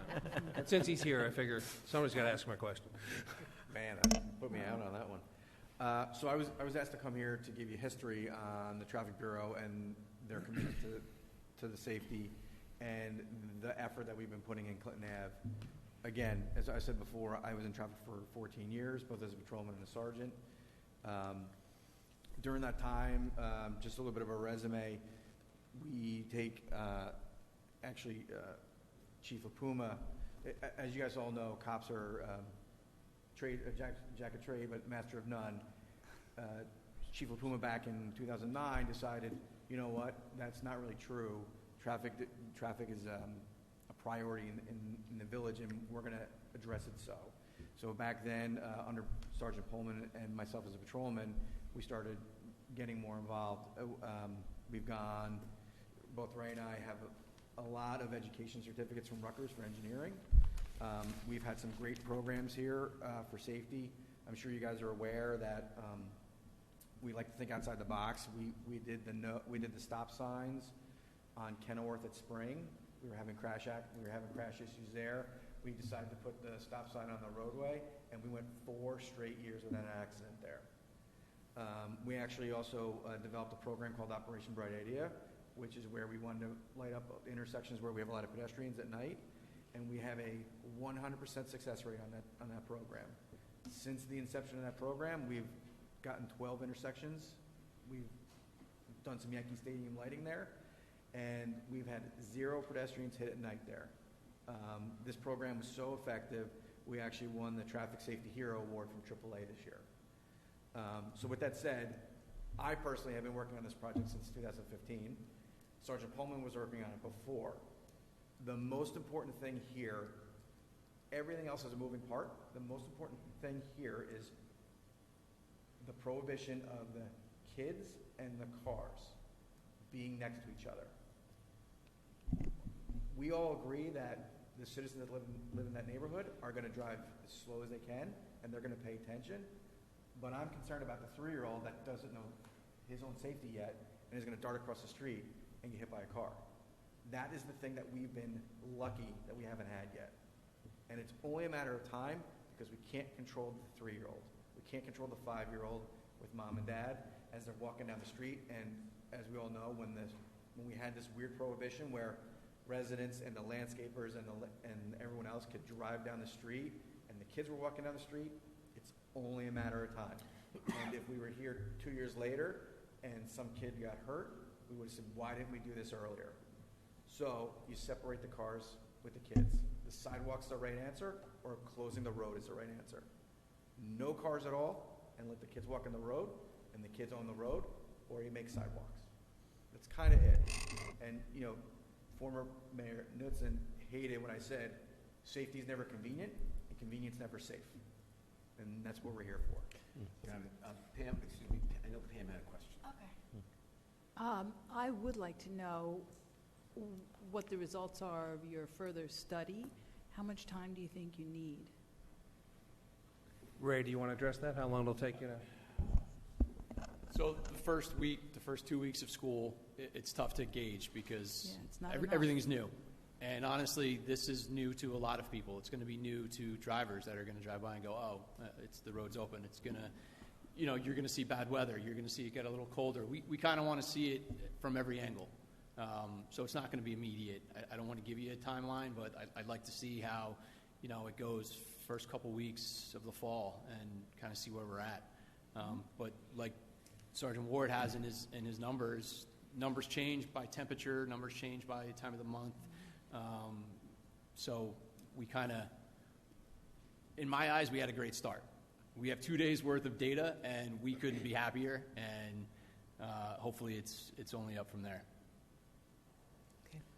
So I'm just curious. You said the road closed for the first time in 1996, and it was closed to everybody.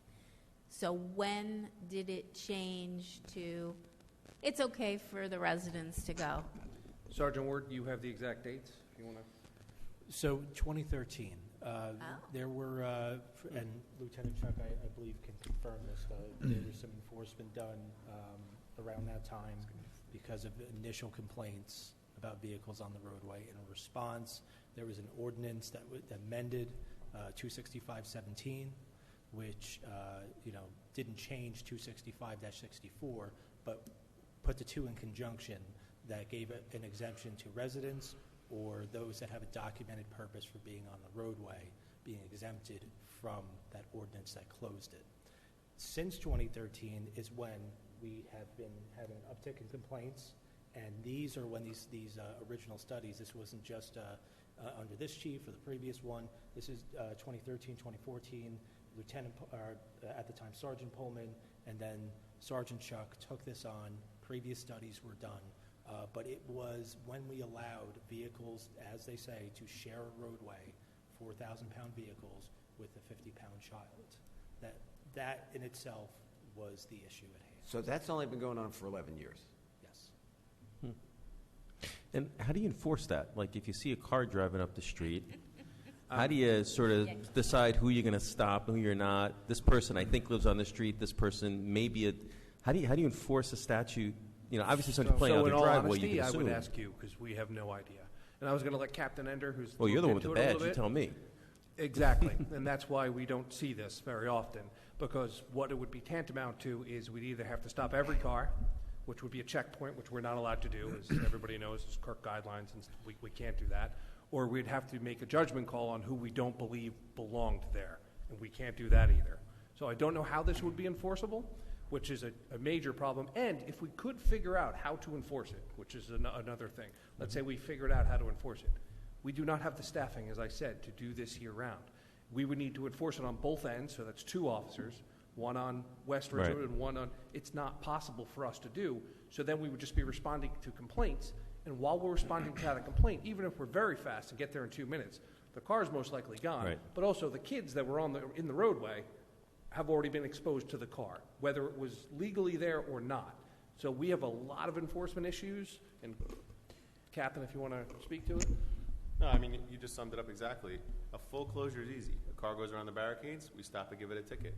The partial closure, basically setting up a checkpoint, is just not feasible and could be construed as bias. I mean, how do we say, well, you don't look like you belong on the street, we want to check your driver's license, see what you're doing here. You can't just stop every car. You need a reasonable articulable suspicion that they broke a law. We can't just, or an ordinance. So it puts us in a tough situation, puts more officers in a tough situation, to picking and choosing who we're going to stop. So it's either full closure or open. There's really no in between and no way to enforce in between. Mayor, can I just go back to Lieutenant Chuck's comments? So, Jay, what I took from what you said is, with the sidewalk now in place, to close the road would almost then encourage people not only to use the sidewalk, but also to revert to the behavior of using the road the way they did up until the end of last school year. 100%, and we do it all the time. I never thought about it that way until you said it, so it was intriguing to me that might be the reaction of people who are using or who are trying to get to Ridge School if the road was closed in addition to the sidewalks. It's something that the village does on purpose. We have the car show. We're going to close the roads so people can walk through the streets. They're not walking on the sidewalks. They're going to enjoy walking the street. Mm-hmm. And when we do that aggressively. We use sand trucks. We use vehicle defeating barriers. We go out of our way to make sure that there's no negative interaction between cars and pedestrians.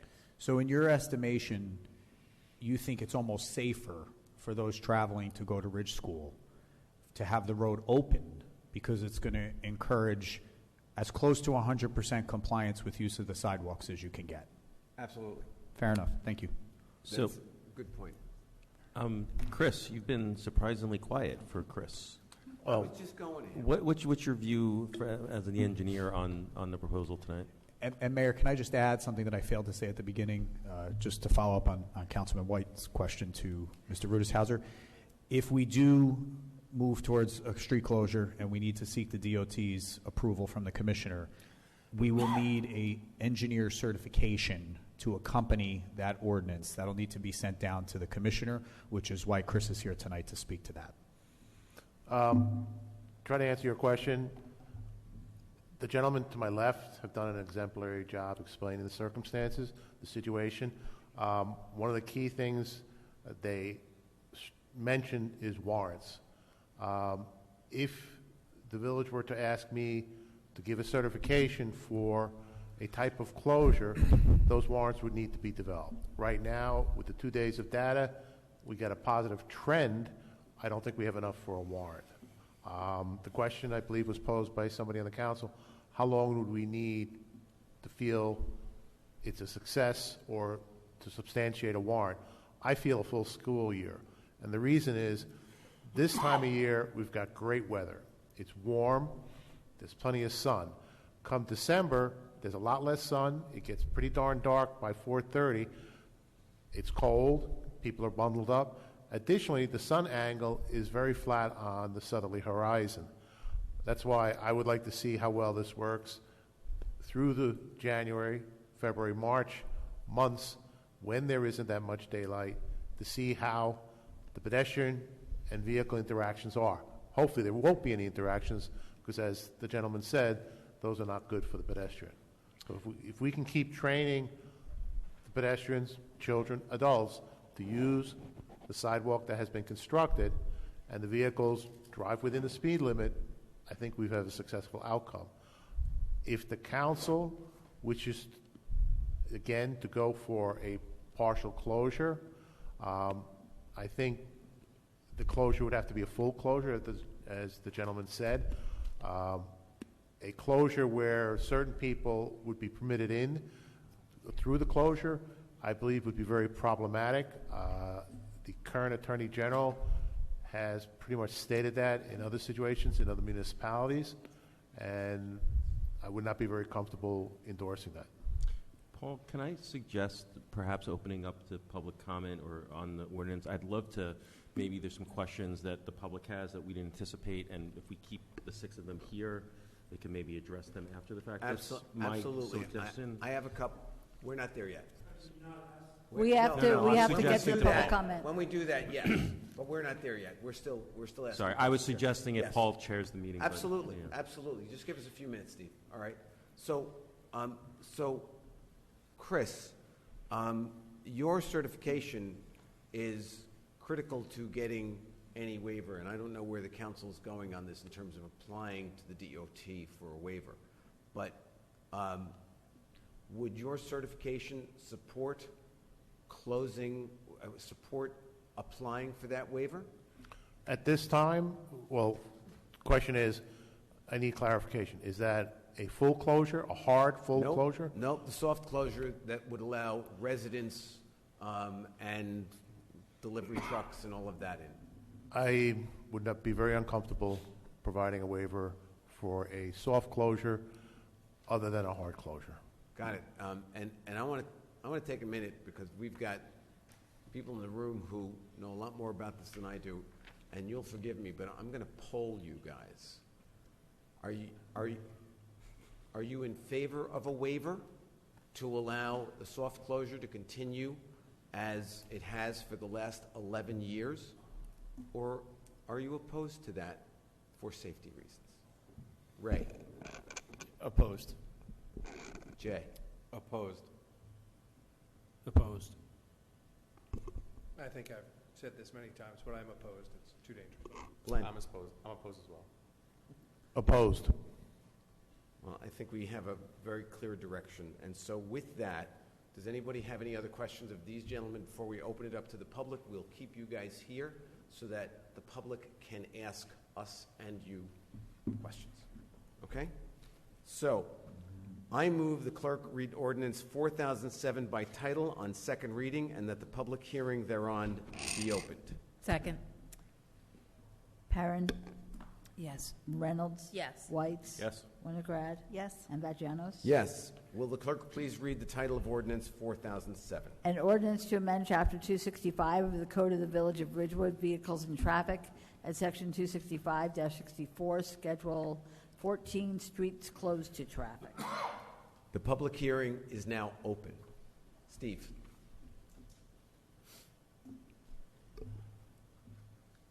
It's sort of Steve Liebenson, If resident of you could Ridgewood. speak into the mic. Yeah, so it's actually sort of hard to sit here If and you could listen. just state your name, sir, Yeah, please. Stephen Liebenson, Ridgewood resident.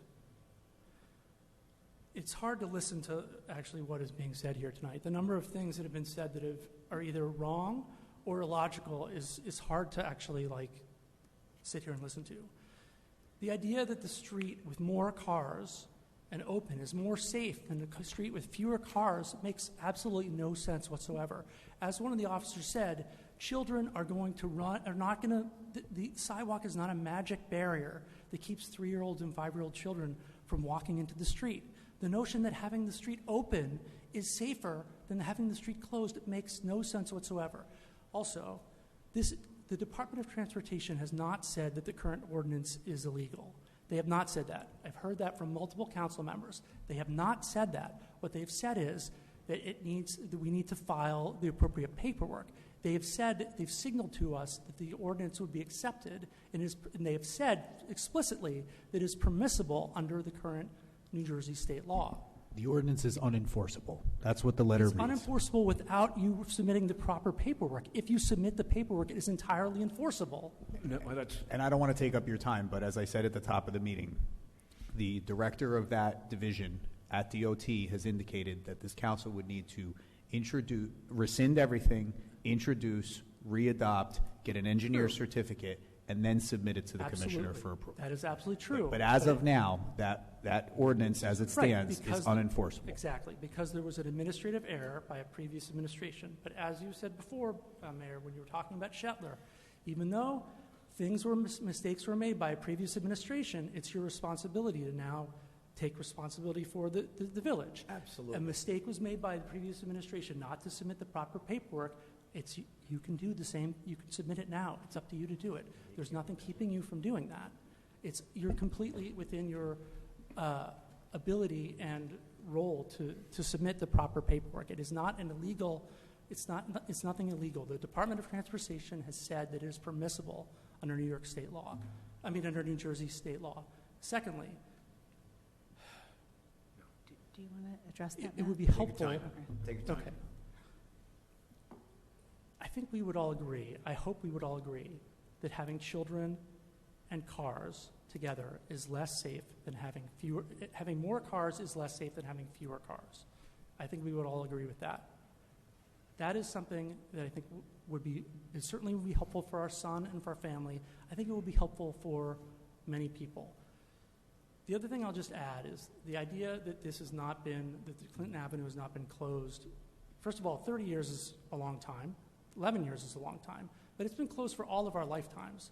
Mrs. Terry, who's a 90-year resident of the street, has said that it's been closed for the entire time she lived there.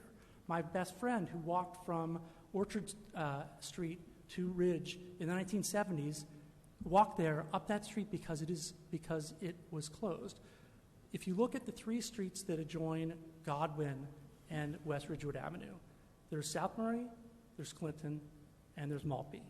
Maltby has sidewalks most of the way up the street, but no one walks up there, even though there's a sidewalk. South Murray has no sidewalks, but no one walks up South Murray. They walk through our yard. Our neighbors walk through our backyard to get to our street because it is safer. When we had a dog, we put up a fence around our backyard. We put a fence. We put a gate so that our neighbors could walk through our yard from South Murray up Clinton Avenue. It has been the safest street in America for school children for all of our lifetimes, and now we're going to open the street up to you're saying that a few cars is unsafe, but we're going to have dozens and dozens of cars going up the street every day. It just is illogical. I'm sorry. I can't. It's hard to listen to this. Thank you.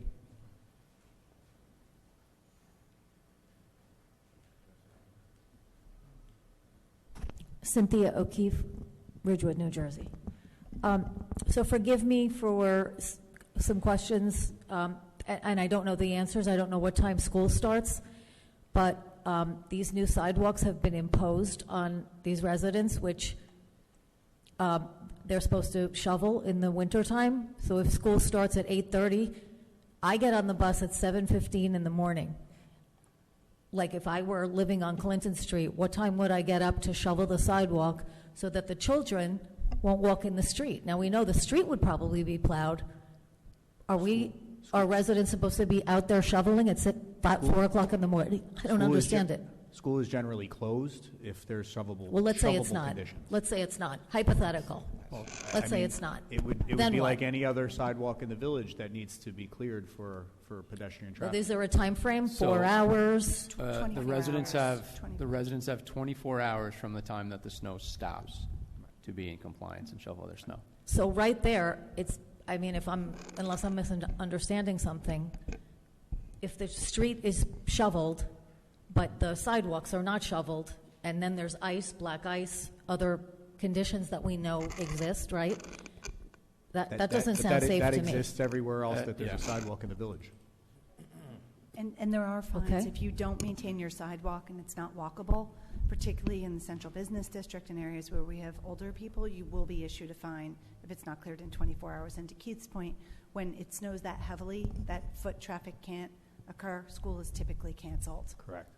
So you have that day. So if you were going to work at 7:30 and it was a snow day, and it stopped snowing at like 4 o'clock, the expectation would be your property should be cleared by 4 o'clock the next day. Okay, but I'm just thinking, like, what if, I'm playing devil's advocate, what if somebody's away on vacation, so nobody's shoveling It's that? still the homeowner's responsibility. Okay. And if you live on a school block, you take that seriously. Like, people take it very seriously. It's the same way if you have a fire hydrant on your property, people in general, there's this general understanding that you don't want to do that. Typically, if you live like, another example would be if you live next door to the share house, because we have so many older people walking, it's a serious social responsibility that the neighbors take, seriously. If you leave for vacation and you do not maintain your property, you will be issued a ticket. Okay, but these people never had sidewalks before, so I guess, welcome to Ridgewood, and here you go, here are some sidewalks, and they don't agree with this plan, and my heart goes out to this family, as I said before. It just, maybe it's not the right solution, and he's talking about this paperwork that should be filed, doing the right thing. I mean, I guess my Seems question is the pretty same as others, which is that argument apply equally to every street in the village, right? I mean, listen, I live right in front of a bus stop that my kids take, and Siobhan's right, like, I take that very seriously. And generally speaking, I've never had a situation where I wasn't able to clear it where school wasn't canceled. But, I mean, it's a good point, Cynthia, but again, how is Clinton any different from any other street in the village, from that argument? Right, exactly. Like, I live on a corner property. I actually have 2 crosswalks, one in the front of my house, one on the side. We shovel, my husband takes really good care of those crosswalks so that the kids can walk.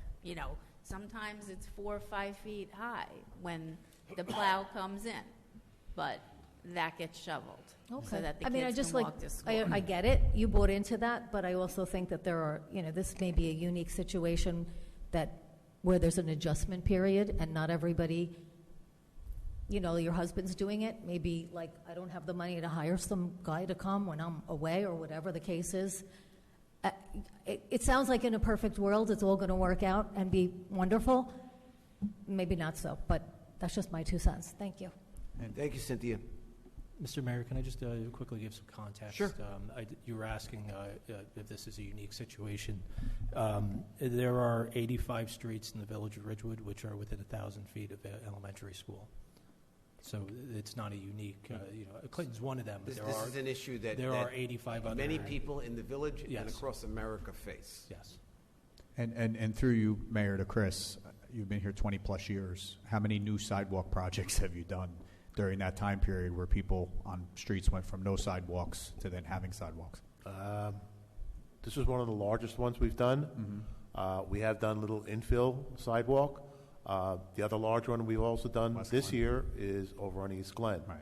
So I think the village is moving very positively, proactively for pedestrian safety. And correct me if I'm wrong, but there was a major infrastructure investment in West Glen, not the part that still needs Yes. sidewalks, but the other That's section. going to be a major investment. The real West Glen. I do just want to say one thing, that with respect to the closure, and I'm hoping, Jay Chuck, not to put you in my age demographic, but Clinton, for my lifetime, was closed. So I think the terminology is probably an ordinance establishing its closure. So there's two, like, as a practical matter, I mean, I was born in 1973. I went to gymnastics at Ridge, and it was always closed. We walked up the road. That was the way it is. So I imagine the 1996 is just lawyers documenting that it was closed. But I will say that throughout my childhood, the road was, I don't know if it was legally closed, I don't know how, but we always walked in the street and there were never any cars there. So I love the research, and I think it's all fact-finding, but I agree with the resident, I'm 51, it's never been open that way. You know, we used to walk in the street, and that was just the way it was done, and that was to get all, because Orchard didn't exist until like 1966 or something, that's what my mom said. So everybody from that area used to cross over, and it was always closed. So imagine the 1996, just so everyone's aware, is when lawyers decided to document that it's actually closed. I look back at the documents that were sent to us by Jamie Opplinger, who was the Director of Traffic Safety at the DOT, and she's the one that we've been corresponding with. The 1996 request that went from the then municipal attorney, Sid Stoll, was a regulation that was proposed, and in the body, they sent down the approved regulation for consideration by the DOT. There isn't any reference in that says it's amending or changing or deleting something that was before it, or in any way change what was on the books. It was a new regulation. Seems to be, or appears to be, a new regulation. And then the other side of this is that it's something that we actually tried to do. I think the manager tried to see if DOT would accept the existing ordinance with the additional information from the certification from the engineer, and that was declined by the DOT after she spoke with the Attorney General, Deputy Attorney General, who's in charge of this project. And it's similar to an ordinance that is passed, say, without notice or without a second reading. It is not a viable ordinance, so it has to be rescinded and a new one established. And I specifically asked if the council was inclined to want to use this ordinance to seek commissioner approval, if that would be acceptable, and she indicated it would not, that we would need to rescind all prior, there would be verbiage needed in the ordinance to rescind all prior ordinances relative to this matter, and we would need to introduce and adopt a new ordinance, which would need to be accompanied by the engineer certification. And the reason why we was asked was because we wanted to expedite it and see if we could do it as fast as possible to narrow that gap between now and when it might get approved. Are there any other comments or questions from the audience here? I know that there's something on hybrid. Okay, we're going to go to hybrid access, and I'm going to ask that anyone on hybrid access limit their questions to this subject matter. So if you have other questions or comments, there will be a time at the end of the meeting. So that being said, Susan, you're up. Hi, I'm Susan Erland. I'm a Ridgewood resident. My child attended Ridge School. He was in the special Susan, needs if program. you could speak closer to the phone, just so we can hear you clearly. All right, can you hear me now? Much better, thank you. All right, my child attended Ridge School. He was in the special needs program. I spoke numerous times to the crossing guard because I would have to pick him up early so I could zoom down to Haas to pick up my daughter. And one thing the crossing guard at Ridge School told me is that unlike other crossing guards, she was the crossing guard, so specifically, the one that was to get traffic out of Ridge, or cross the kids as they leave, as the Ridge is in a circle. She was there. She was the time had long blonde hair. I can't remember her name. Anyway, she said that she had to be pulled aside by the Ridgewood police so they could train her on directing traffic. down Ridge Street, because she had two duties, not only letting the kids cross the street, but also to direct traffic, and especially since Ridge Street or Ridge Ave is always busy. Ridgewood Ave is always busy. So she had to take on two responsibilities. And so that was just a caveat. I have volunteered for the red zone up at Ridge, so I've seen people do horrendous things because always time is of the essence to them. Meanwhile, I had to go to Hawes. Anyway, long story short, I have a question for the police. And this is not to be cynic or anything. And that is, how many of these studies have you done around Ridge School in undercover attire, undercover vehicles? Because people tend to behave better when they see a police vehicle. I've seen it numerous times, at the schools, just driving the highway. As soon as you see a cop, everyone's going 55. And I've seen it numerous times when people behave badly at Hawes, picking up kids, but as soon as the police officer's there, everyone's minding their P's and Q's. And Ridge is, unlike other streets, I know Cravel's on a busy street, but there seems to be crossing guards there and stuff. Plus there's one-way traffic down the street to try to curb it. Ridge Ave is a busy street, and that's why that crossing guard had to take extra precautions, and unlike the one over at Travell. So, again, I think Ridge Ave and Ridge School pose a little bit different than the other schools in town. Hawes is down a desolate area. Orchard is off to the side before, and you can go through each of the schools.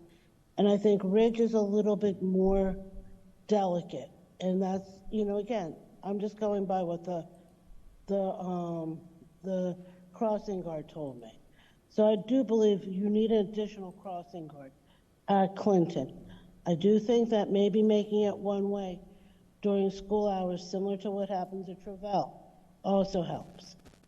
And that's, and again, I think studies without uniformed police officers there to see how parents actually behave when they're not being watched also will help.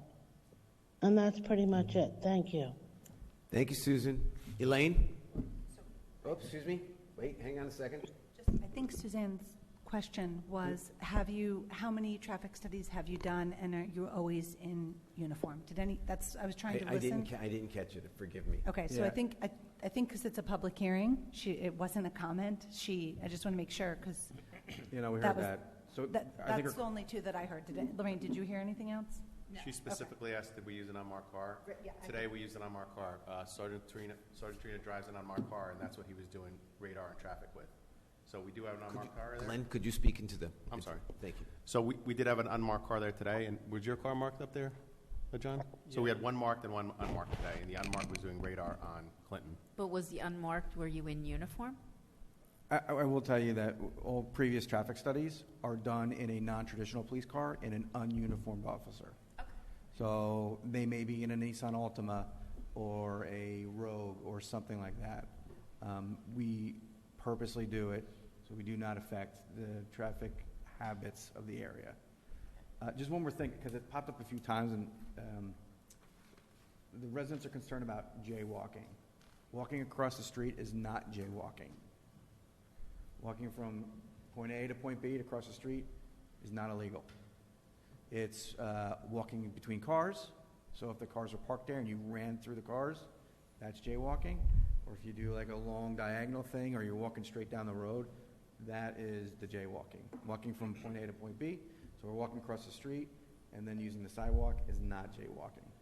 And I gather that in the traffic studies that I know you said you're continuing, they will be done in an unmarked police car by ununiformed police officers. And a lot of our traffic studies, whether it's radar or volume, it's done with equipment where there's no car or officer that needs to be involved either. Got it. Okay. Elaine, you're up next.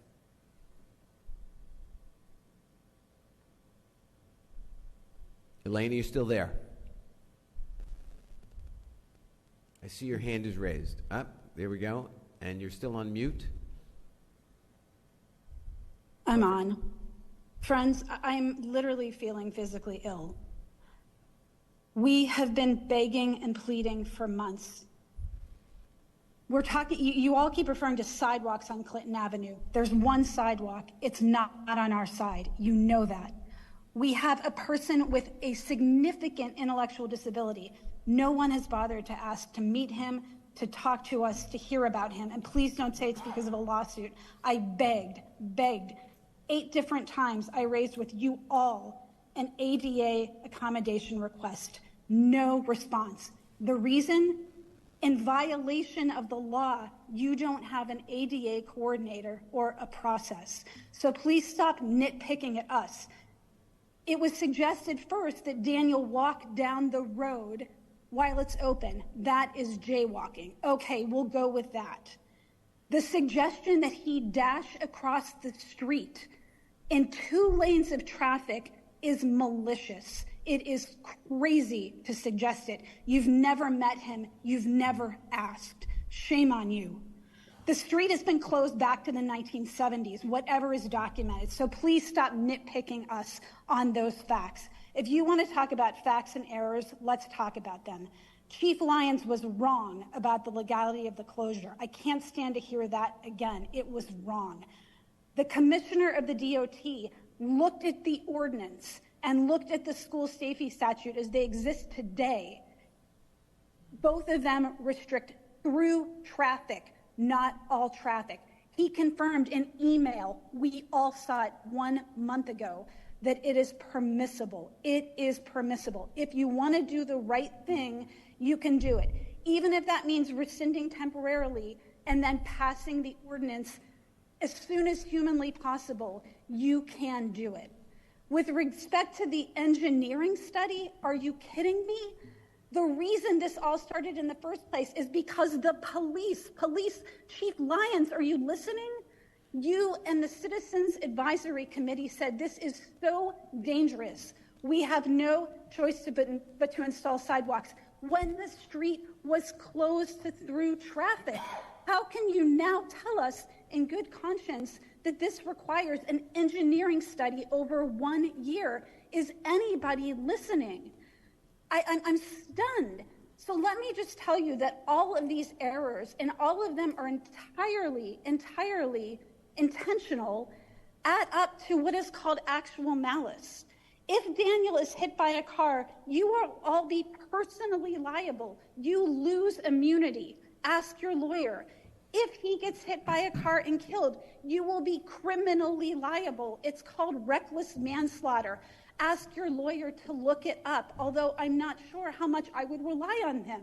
Like, this is just completely, I'm physically sick. And by the way, my question for each of you and anyone who wants to respond is, what is your answer for Daniel when he needs to go to school tomorrow and every single day for 2 years to get to the sidewalk? What is your suggestion? Matt, I'm going to assume based on the lawsuit, we should not be responding. I can't. Really? Oh my God. What is the answer? We need to get him out the door tomorrow. You're all relying on Steve and I to be there every single day. I know that's what you're thinking. They're not going to let him get hurt. And you're right, we'll do everything we can. We can't be here every day. He's a 21-year-old adult who's been working his entire life to be as independent as he can. You are taking away from him arbitrarily.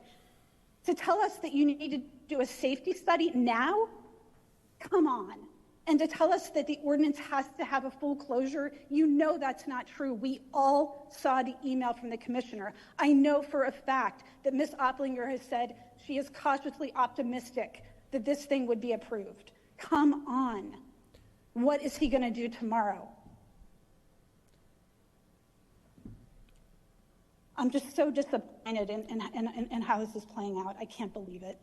Mayor, having nothing to do with the lawsuit, I just want to read into the record the letter dated, or part of the letter dated April 27th, 2024 August 27th, from Jamie Opplinger. It says, to follow up, if Ridgewood wants the commissioner to consider the ordinance approval pursuant to NJSA 39-4AA. Please provide a certified copy of the ordinance to the NJDOT's Division of Traffic Engineering to my attention, together with the following: a copy of a certification from Ridgewood's engineer, a statement of reasons for the Ridgewood engineer's decision, detailed information as to the location of streets, intersections, and signs affected by the ordinance, traffic counts, crash and speed sampling data, if appropriate, and any other information Ridgewood would like the NJDOT to consider. Additionally, please submit to the division any documentation and information regarding appropriate notice that Ridgewood has provided to the adjoining municipality and/or the county which the ordinance may impact. The NJDOT will then perform an investigation, and the commissioner will determine whether or not to approve the ordinance in accordance with the statute. It wasn't Chief Lyons that's advocating for these things to be done. It's a requirement of the NJDOT if this ordinance is going to be considered for approval by the commissioner. So I don't want anyone to walk out of this council chambers tonight or listen to this here at home thinking that the chief is the one requiring this. It's directly written in black and white in a letter from Jamie Oplinger from the DOT.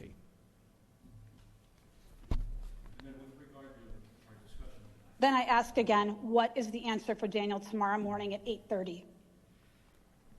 And you can say the lawsuit, but come on, I asked for weeks and weeks. I begged you all. There are countless ADA accommodation requests. What's the answer? We're not going to go into the issues, because these issues are raised in a lawsuit. We're here to discuss the ordinance, the ordinances that are in front of us tonight to be introduced, and the ones that not to be introduced, to hear on second reading and determine and vote on, and we should pertain our discussions just to that. And that should be the extent of it. And also, just to be clear, if the ordinance was denied tonight and that you did not rescind this ordinance, 4007, nothing would change tomorrow morning. Because tomorrow morning, the ordinance is still deemed unenforceable based on that letter. So regardless of what the decision made is tonight, it doesn't change anything as to the enforceability of this ordinance until a new ordinance is introduced, adopted, and approved by the DOT. The ordinance hasn't been enforced for a year. I'd like to ask the speaker if she's done, so we can have our discussion. Yep. Without being interrupted. Elaine, we do want to have the discussion, so I'm going to close. I'm going to move to close the public hearing so that we can proceed. Is there a second? Second. Roll call. Perrin. Yes. Reynolds. Yes. Whites. Yes. Winograd. Yes. And Vagianos. Yes. And just the other part I was going to bring up. We're not. We still have to. No, well, you still have to decide on the thing, but before you did, I just was going to tell the council that if they wanted me to, I could talk to them about the liability issues that were raised by the speaker on the thing. And we can do that at a later time in close, though. Okay. Thanks, Matt. Sorry. Okay. Go ahead. I move that ordinance 4007 be adopted on the second reading and the final publication as required by law. Second.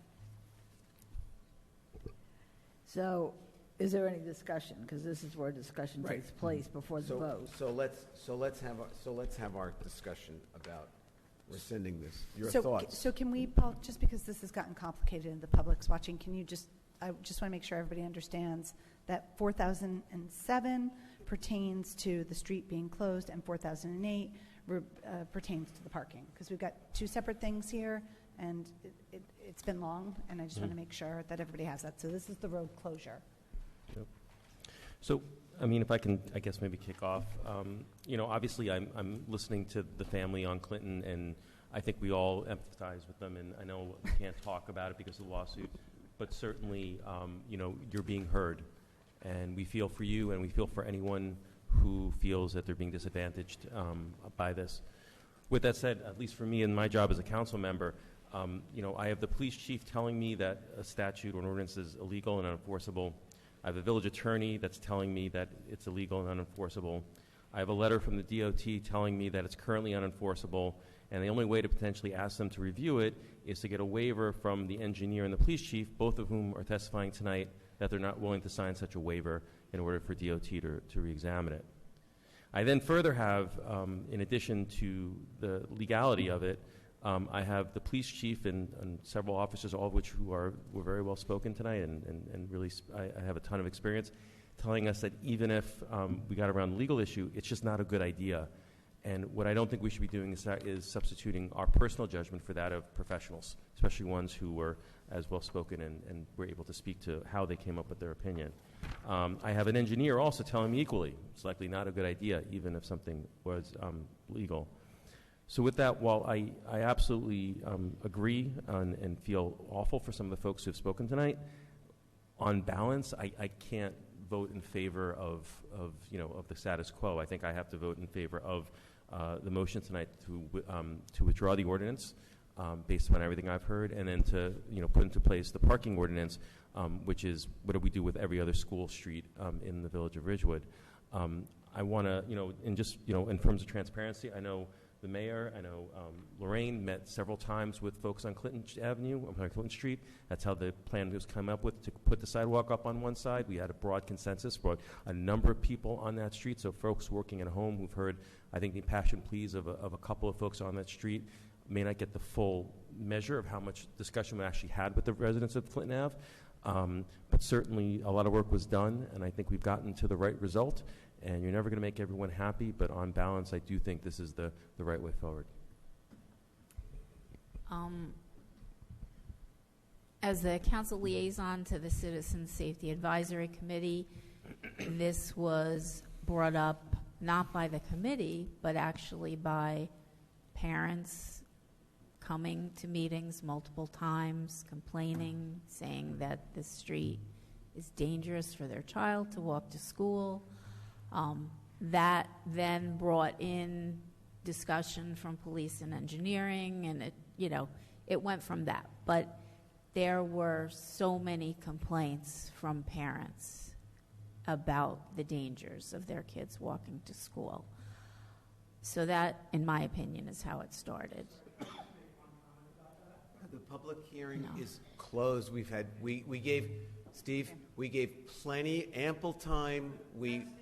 Excuse me, Steve. Thank you. We have so many years of experience here, right at these two tables. Every single one of you, are in agreement that the road should be open, that this ordinance should be rescinded. We have to abide by all of the years of experience combined. I mean, we would be, in my opinion, negligent if we did not listen to our experts. So, I want to say thank you to everybody. Clearly, I'm not going to echo everything. A couple takeaways. There's hundreds of children at Ridge School that are factored into this decision. The RISE program, which focuses on neurodivergent, is also housed within Ridge. Beyond the lawsuit, I do want to say that I personally reached out and offered to meet, and I believe Chief Lyons did as well, and that's important that the public understand that. We're making the decision simply for me. What you said is that a car against a pedestrian is a much higher rate of damage and unlikely death, and that would be what we want to avoid. We want to keep the kids on the sidewalk.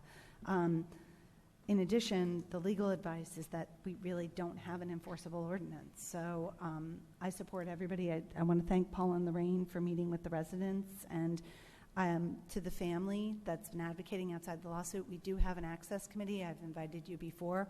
I would love to, for kids who are over 21, I'm extremely empathetic when school services in district dry up. And if there's anything we can do to be helpful with that and any entitlements, I know that everybody would be willing to do that. So I'm extremely sorry for the duress, but I too want to support our police, the other children at the school, and make that street more walkable and safe for the kids going, the neighbors, and everyone in the community. Thank you, Evan, for summarizing everything I was thinking based on what we've read and this presentation here tonight and hearing from the neighbors. I feel for the families on Clinton Street who don't live on the side with the sidewalk, but I can't ignore what our professionals are telling us, and therefore I would vote in favor of 4007. Rescinding. And without the support of an engineer's certification saying that this waiver is necessary, it's clear to me that that waiver is unsustainable, that we won't get it. Just right there. We can't make our engineer say something he believes is not true. We wouldn't ask him to. Beyond that, Lorraine and I and Keith met with, and several members of the police department met with the residents of Clinton Avenue, and we discussed the possibility of a hard closure, which would appear to be the only avenue that this team of experts would consider safe. It was unanimous, or pretty unanimous, that the residents of Clinton Avenue did not want, under any circumstances, a hard closure. I don't see any alternative at this point other than to rescind this ordinance, continue the traffic studies, revisit this matter in the not-too-distant future based upon those traffic studies to determine if there's any reasonable support for the soft closure.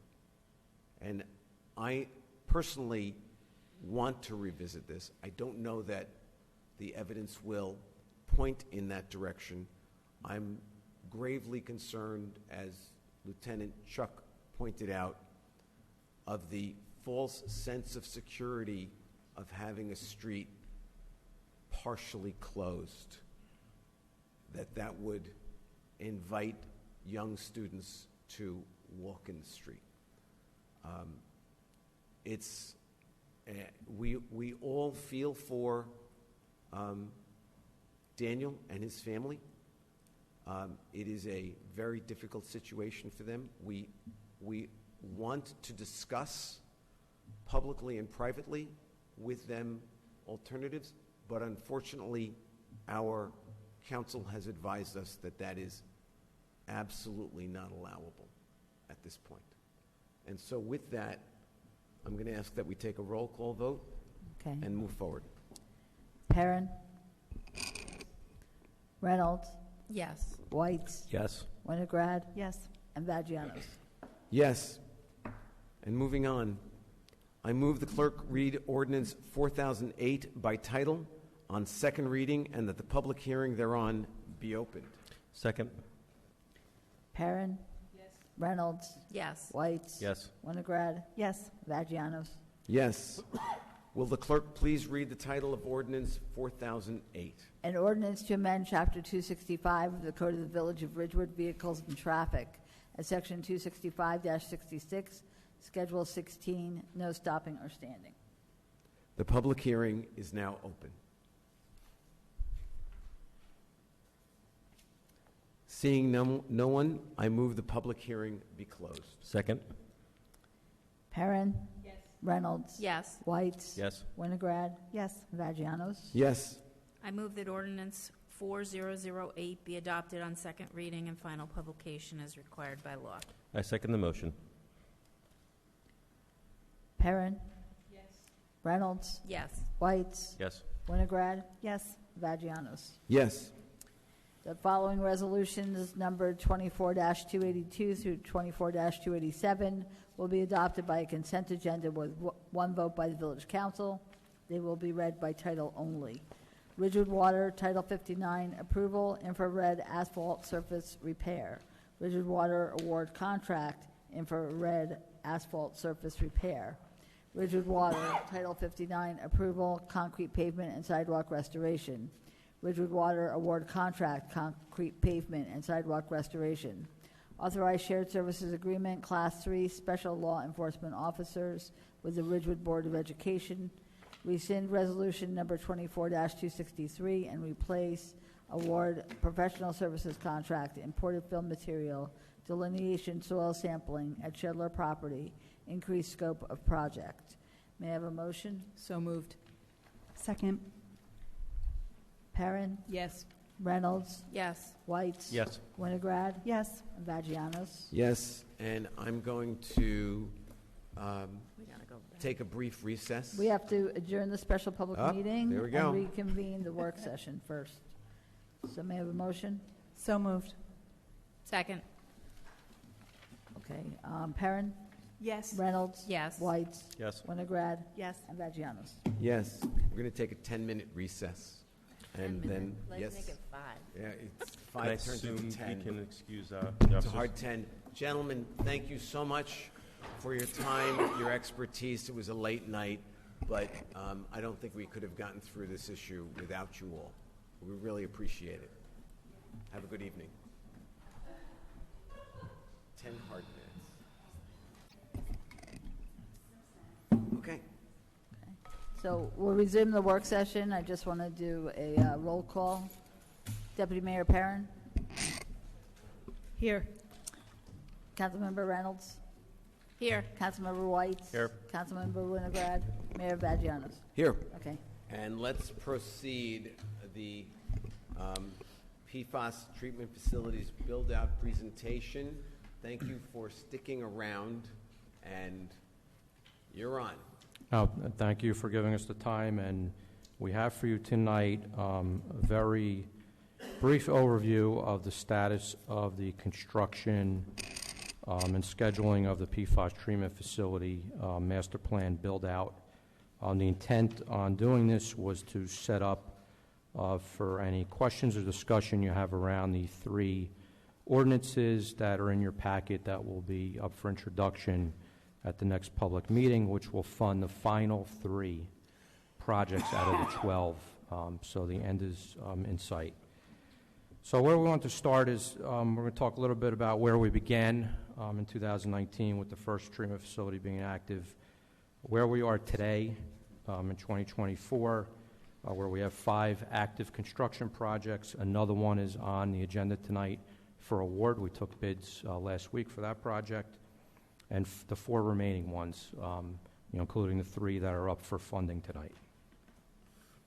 So beginning where it all started, as we mentioned often in all our quarterly notices, the Carr treatment plant was the first plant built and activated in September 2019. That's the oval on the left. 20 went active in August 2022. Both of those facilities are in the village of Ridgewood. But more importantly, the Ravine plant, which is also in Ridgewood but borders on Wyckoff and close to Midland Park, continues under construction, and that is the right oval. I'll have bigger photos of these on the next slide. Construction began on that project in April 23.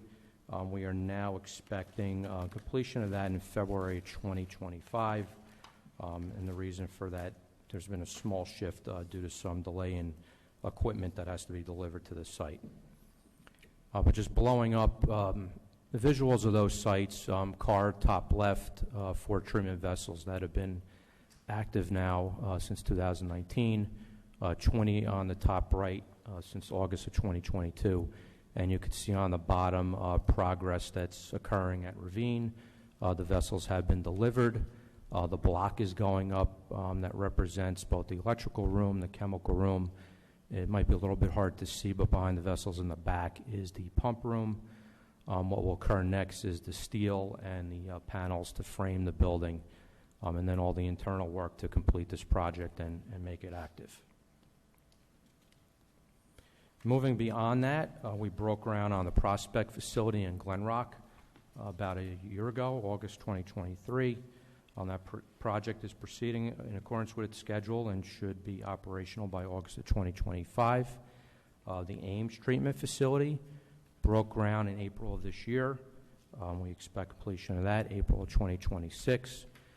Prospect is represented in that top photo. You can see the vessels have also been delivered there, starting to frame the buildings that go around that, and steel has been started to be erected this week. So as much bigger picture you could see if you looked at it today versus what we had in the slide. What's up next is Wharton Dyke in Midland Park. The award of that project's on for tonight for discussion. If that moves forward and we get approval from the iBank on the award, we expect that will be completed by October 2026. What remains is the Cedar Hill project in Wyckoff. The cultural review on cultural resources is complete. New Jersey DEP is preparing the required memorandum of agreement that has to go to US EPA for review and signature.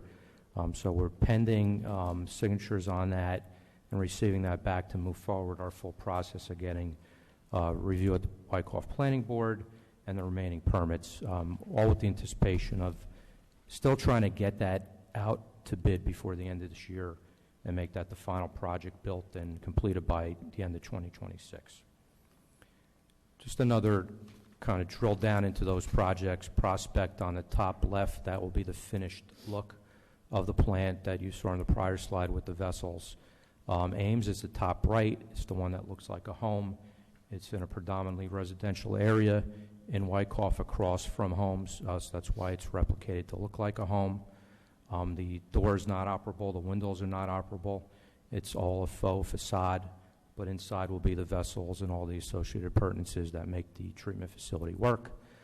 Bottom left is a Cedar Hill facility. It is one of the largest out of the 12, and you can see that based on the size and the rendering. And bottom right is what the Wharton Dyke facility in Midland Park will look like when it's completed.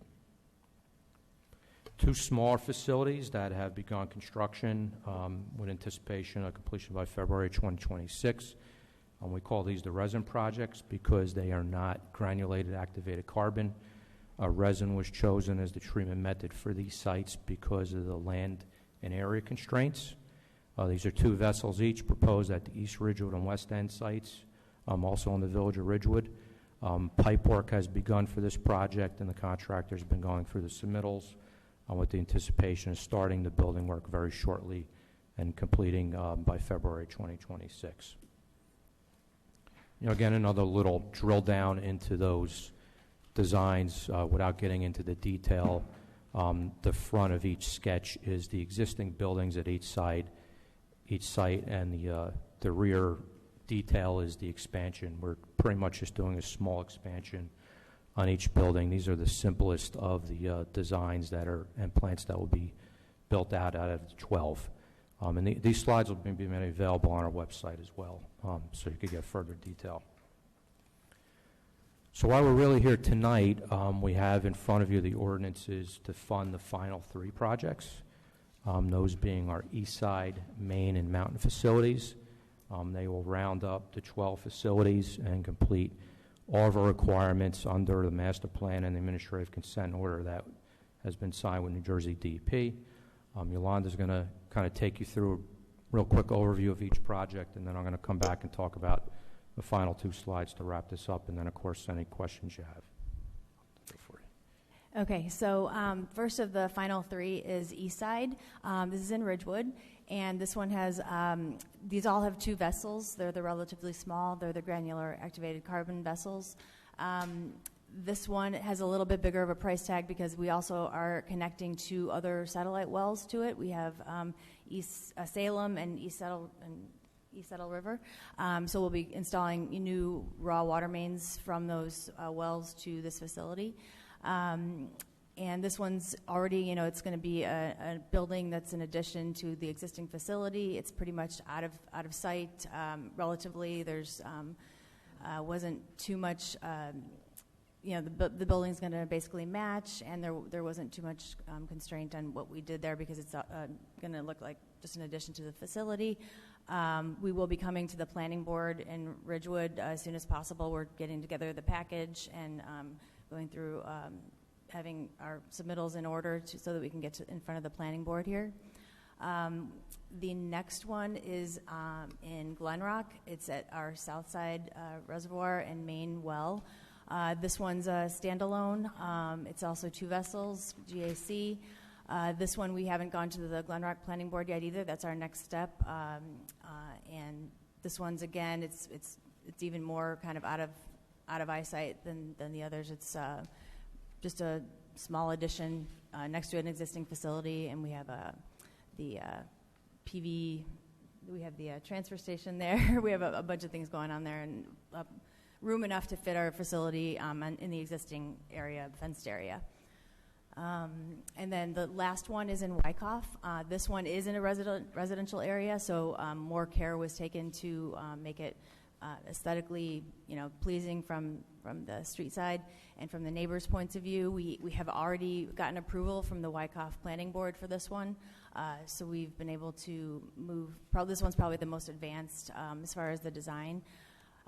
All 3 were planning on having completed construction by September 2026, and final design, in motion now. Like I said, Planning Board for Ridgewood and Glen Rock coming up for the other 2. Any questions on those 3 before I move forward? You mentioned, Yolanda, that the Mountain PFAS treatment facility was the most advanced. In what way? Oh, not just advanced in its design schedule. That's all. Oh, yeah, gotcha. yeah. Otherwise, they're all very similar process. Yes, exactly. So one of the questions you may be asking is, how much has all this been costing? So we broke down strictly capital investment, capital costs for these projects, not considering all our other costs, operation and maintenance, that make up the over $100 million number, $140, $150 million number that we've been throwing around, but strictly the capital to build these projects. The 2020 master plan estimated the 12 plants at $89 million total. If you adjust that for inflation to 2024 numbers, it's $109 million. Where we are today, based on the bids we have received for the 8 projects to date and our projection on the 4 remaining, we estimate will be at about $92 million. Wait a minute. The whole package is $92 million? For the construction and engineering, correct.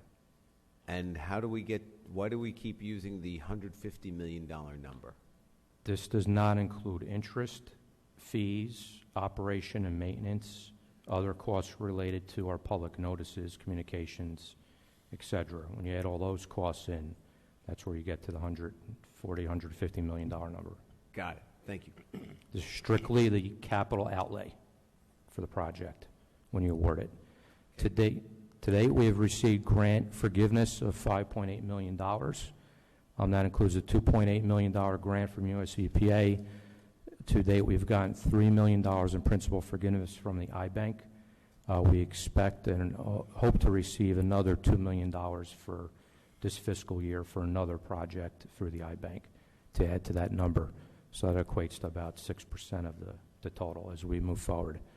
And that does not include any possibility of recovery from any litigation, correct? That is correct. There will be an update on the legal case giving to Mayor and Council, I believe at the September 11th meeting in a closed session. And there's still additional insurance recovery that's continuing as well. Lastly, actually 2 more slides. Just wanted to highlight some of the challenges that we've experienced going through these projects, because some of you may ask, and the public always asks, why is it taking so long? The iBank is a process. There's time to establish the funding, as you're doing tonight. You have to establish a bond ordinance. You then have to approve a resolution for the short-term funding, which you're also doing tonight for 2 other projects. You have to go through bond council. You have to create a project team, including engineering. You have to secure all the permits relative to each project. And they could range from water systems engineering, as you know, to Green Acres, cultural resources, treatment works approvals, soil erosion control. Those permits all take time to get submitted and approved. The statutory review periods, and the iBank will not release any project to advertise until all that is cleared and they do their public notification process stating that the environmental decision is complete. So that's why we're at the point where we're at today, where some of these projects are not moving forward, but we're close to the finish line. You know, Cedar Hill's the only one remaining due to the cultural resource aspect. We found the remains of an 18th century home on the site. So with the MOA will lay out what needs to be done prior to the construction of the PFAS plant. You know, recovery of those elements, donating of them to a local museum, documentation of the history of that site, which will be shared on our website and locally through the public, and actually tours of the site will be held as well. And there's a whole history that will be shared on that. Lastly, what else are we doing while this is all happening? We continue to favor our treated sources. Carr and Schwinney are on year-round, except when they're off for any necessary maintenance. We're purchasing water from Viola and Passaic Valley, who have both levels below the DP regulations, but they are above the new EPA regulations. And newly this summer, we began purchasing from the Borough of Hawthorne again. We had shut them down for 2 years because they had a PFAS exceedance, but their treatment was completed before the summer, so we started repurchasing again up to 700 gallons per minute of water, and we are working towards winterizing that interconnect with Hawthorne so that we can continue that usage through the winter for at least the next 2 years to supplement our system while we build out the other plants. And Rich, that'll get us to a closer to a compliance number by doing that, right? Could you just, I know it's a late hour, but could you just expand on that a little bit? Because this agreement that we're in with Hawthorne is going to move us closer to compliance rates than we would be if we weren't utilizing Hawthorne's built-out system. That's correct. The Hawthorne water is filtered. They're using a resin treatment system, so it's coming to us at non-detector levels below the standard, the EPA standard even. That combined with Carr, Schwinney, our other interconnect sources, in the winter months when people are not watering and our demand is very low, we're looking at a percentage of water in our system that is compliant over 50% and even greater depending on what the usage is. And this is why we stress so much in the summer to conserve water and not water your lawns, because when you do that, you're requiring us to turn more treatment plants on and put water in the system that has PFAS in it. So the more people can do to conserve at least the next 2 summers while we complete this process, and we continue trying to bring more sources online like Hawthorne, Ravine will be next, we could get that number higher and higher until the final plan is complete in 2026. Any other questions? Questions? Yes. When you're building these new houses to house the facilities, I know that there's no money in the master plan for PFAS to put solar panels on, but at some point in the future, would you consider putting solar panels on these new roofs? It's something I believe the Village Council as a body needs to decide. We need to weigh it against all of the other investments the utility needs to make over the next 40 years. We have an aging infrastructure that PFAS came and kind of put the rest of that aside for the moment. Ridgewood Water was built over 100 years ago. We have over 100 miles of pipe, some of which are over 100 years old, that need to be replaced. There are the possibility of other new contaminants that could be regulated. In addition, we're keeping up with our 52 wells and maintenance of those buildings and other associated appurtenances. So I think we have to weigh all that together. I could tell you there will be one plant out of the 12 that we will be proposing solar panels on, and that's the one at Prospect and Glen Rock, because the solar field did exist there prior, and we have made provisions to put that on the roof, but that will be coming to you as a separate project, funded and to be built. And that's one of the big 4. Correct. So Yes. it'll be large. Okay. We're also opening up discussions with Millennium about the possibility for any grant opportunities to assist in that endeavor. We're not there yet because obviously Prospect is still being built out. The vessels were delivered last month. But that's a conversation that Rich and I will be having, again, with Millennium to see what opportunities may exist in the grant world. I have a couple questions, Rich. What is the New Jersey standard for PFAS? We have PFOA at 14 parts per trillion and PFOS at 13, and then there's PFNA at 13. And what is the new EPA standard? The EPA standard is going to lower those to 4 parts per trillion. And I it's know gonna, you've told me that we're going to be, when we're done, at non-detectable levels. Do you know, or do you have any idea how many of the other water companies in New Jersey are currently in compliance with the EPA standard?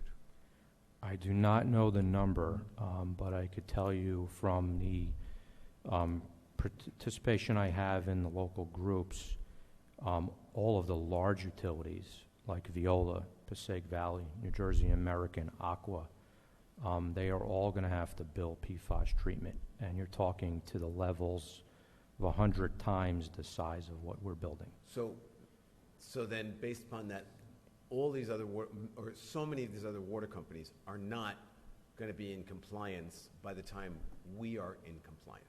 That's correct. And you mentioned that Hawthorne has completed their PFAS treatment facilities? Yes. Are there many water companies that have completed their PFAS treatment facilities? I don't know the exact number, but there probably are small utilities like Hawthorne that have completed or nearing completion. They have, I think Hawthorne might have 5 wells. Got it. 3 treatment plants. And we have how many wells? 52 wells and 31 treatment plants. And so that's why it's taking us longer, and that's why it's going to take Veolia far longer. And part of what you need to, I know you understand, is the option that we had to go forward with is a centralization. It was a reimagination of the system. It wasn't building treatment at the 31 existing locations because it just wasn't achievable due to many reasons. So that in itself, the engineering behind that, development of that, and moving forward with that build-out with all the miles of raw water main that we're putting in the ground itself lent to an extra time factor and design and cost.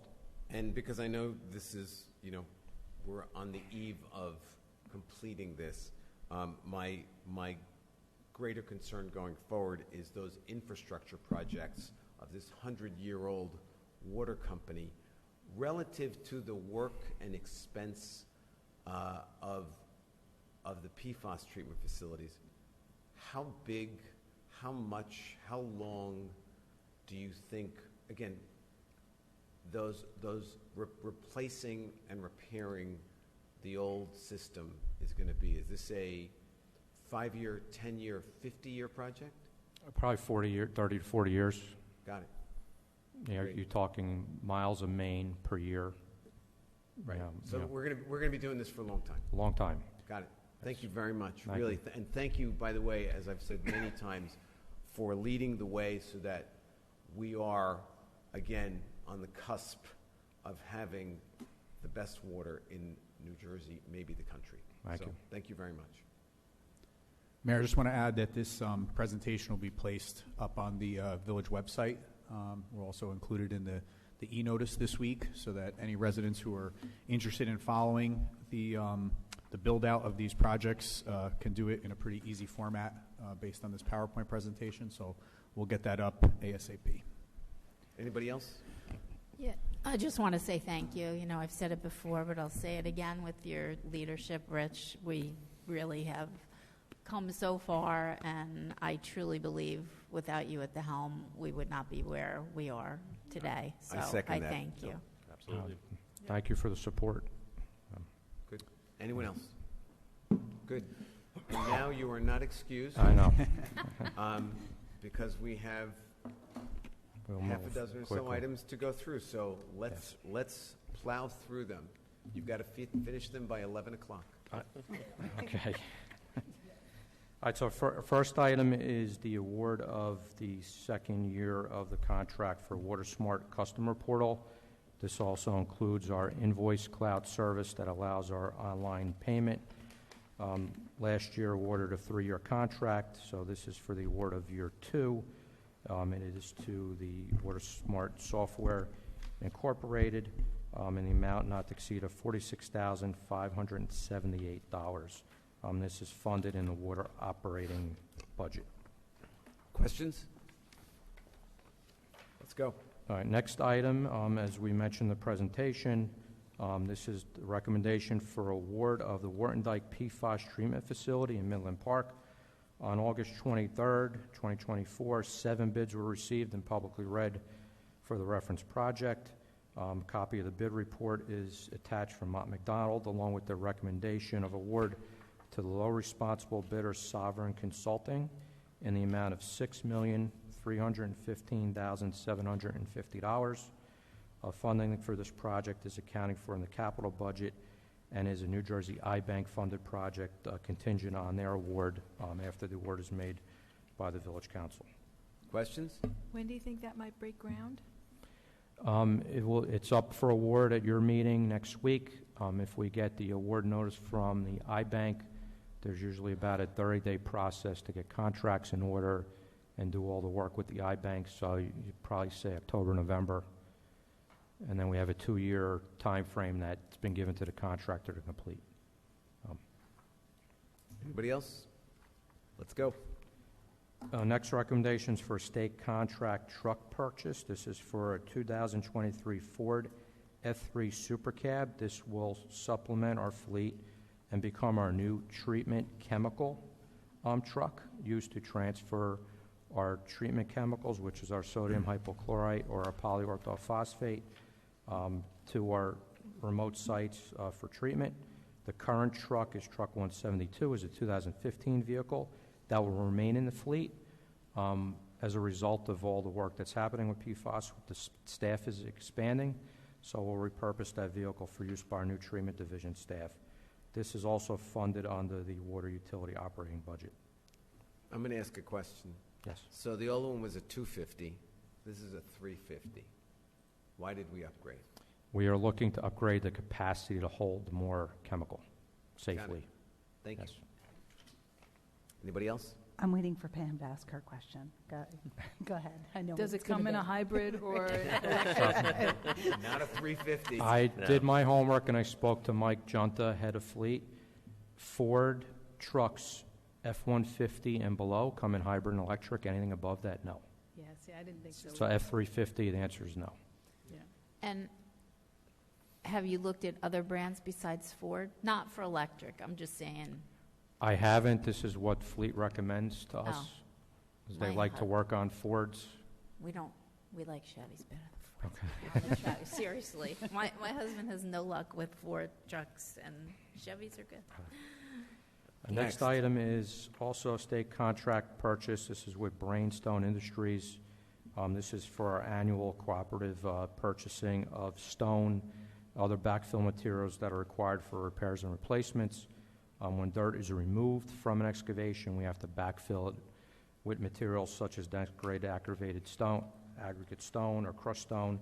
So we are asking for a not to exceed of $100,000 for these purchases, and this is also funded within the water utility operating budget. Questions? In my version, the proposed resolution is for AA Berms LLC, but your memo is talking about buying from Brainstone Industries, so I'm a little confused. I don't know, my resolution copy says Stone Industries. I have the same thing. I think there's probably a stapling error. Yeah, it's a stapling error. Okay, Yeah, I got AA Berms. Me too. yeah, all right. If it Which, says, if which it- was something that we dealt with earlier tonight. Right. That was one of those things, one of those that I asked you a question about, AA Berms. Okay, Yeah. so long as it says Brainstone, fine. The next item is the funding resolution for the short-term financing for the East Ridgewood and West End PFAS projects. This is a requirement from the I-Bank. Although you approved the ordinance to fund the projects, now that they're awarded and under construction, in order to close our short-term financing with the I-Bank, they require this resolution. This has been prepared by bond counsel. Questions? Go. Okay, thank you. Next one, this is a recommendation to support Green Acres application. We were back here on July 17th. We held the final public hearing for the required application process for the Linwood well diversion. Our next step is to submit to the State House Commission for their approval. They require a resolution that endorses the application, acknowledges all the comments that came in for the public comment, and approves the payment that will be made for the diversion of $6,800 to the Garden State Preservation Trust for the minor diversion and $10,000 to the Garden State Preservation Trust for the major diversion portion. This includes a letter that was prepared by the village attorney stating the opinion relative to the application, which will also be submitted to the state. Questions? Good. The next item is a resolution authorizing the execution of extension of a lease. Ridgewood Water has leased for over 50 years of property from the Borough of Glen Rock for our Southside tank location where the main treatment facility is going to be constructed. On that site, we have a 2 million gallon storage tank. We have a pump station. We have our Passaic Valley Water Commission interconnect. We have a 1 megawatt generator. There's a lot of infrastructure on the property. This resolution that will be put up for the next meeting, you have a copy of the lease agreement that has been reviewed and approved by Glen Rock, along with the resolution that was approved by them at their last council meeting. What number? What number? Because we don't have it in our packets. I do. It's 14A7. Number 7. Maybe it was. Oh no, it's out of order. It's out of Okay, order in mine. 14A7. Yep. There we go. It's the next item. Okay, here, I got it. Got it. Okay, here it Got is. it? There should be the resolution from Borough Glen Rock, and then We have it. It was just. We have in a separate it's section. entitled other than Lease of water. Land, Borough Glen Rock to Village of Ridgewood. Mhm. I want to publicly thank Mayor of Glen Rock, Christine Moriaco, and the Glen Rock Council. This was, and I won't go into the detail, but this was a very thorny issue, and it has a tortured history, and they worked very well with us to come up with a resolution to this, and it is greatly appreciated by both the residents of Ridgewood and the residents of Glen Rock. It was very helpful to have both mayors involved. Any questions? Questions, anyone? Nope. All right, Good. that's Final item. Then I think you're 6 minutes over, but we'll allow it this time. Thank you. Thank you so much. Thank you for being here all evening. Thank you for your thoughtful and well-informed presentation, and all the good information you've given us. Thank you. Rich. Thank you. Thank you all. And let's move on. Mayor, under parking this evening, we have a request letter from the Ridgewood Chamber of Commerce, the Executive Director, Joan Groom, requesting free parking in the garage only on 2 dates, Halloween in the Park, October 26, 2024, and downtown for the holidays, December 6, 2024. This, as I referred to earlier tonight, was a topic that we discussed at our meeting with the Chamber about parking, and another initiative to try to promote parking in the garage, trying to make it more accessible and more known to folks who visit Ridgewood. What are the times for the free parking on those days? So I think Joan's request here indicates all day. Council certainly has the opportunity to limit the hours for the free parking if you're so inclined to do so. And the amounts are nominal based on past history, and that's provided in a memo from Bob Rooney.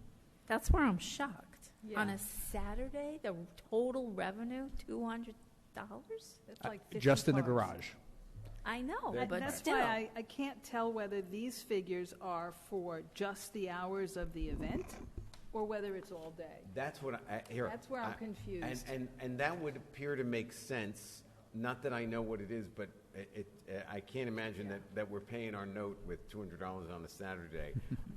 But beyond that, I as I say every time these things come up, I would support a partial amnesty for parking, for a set period of time.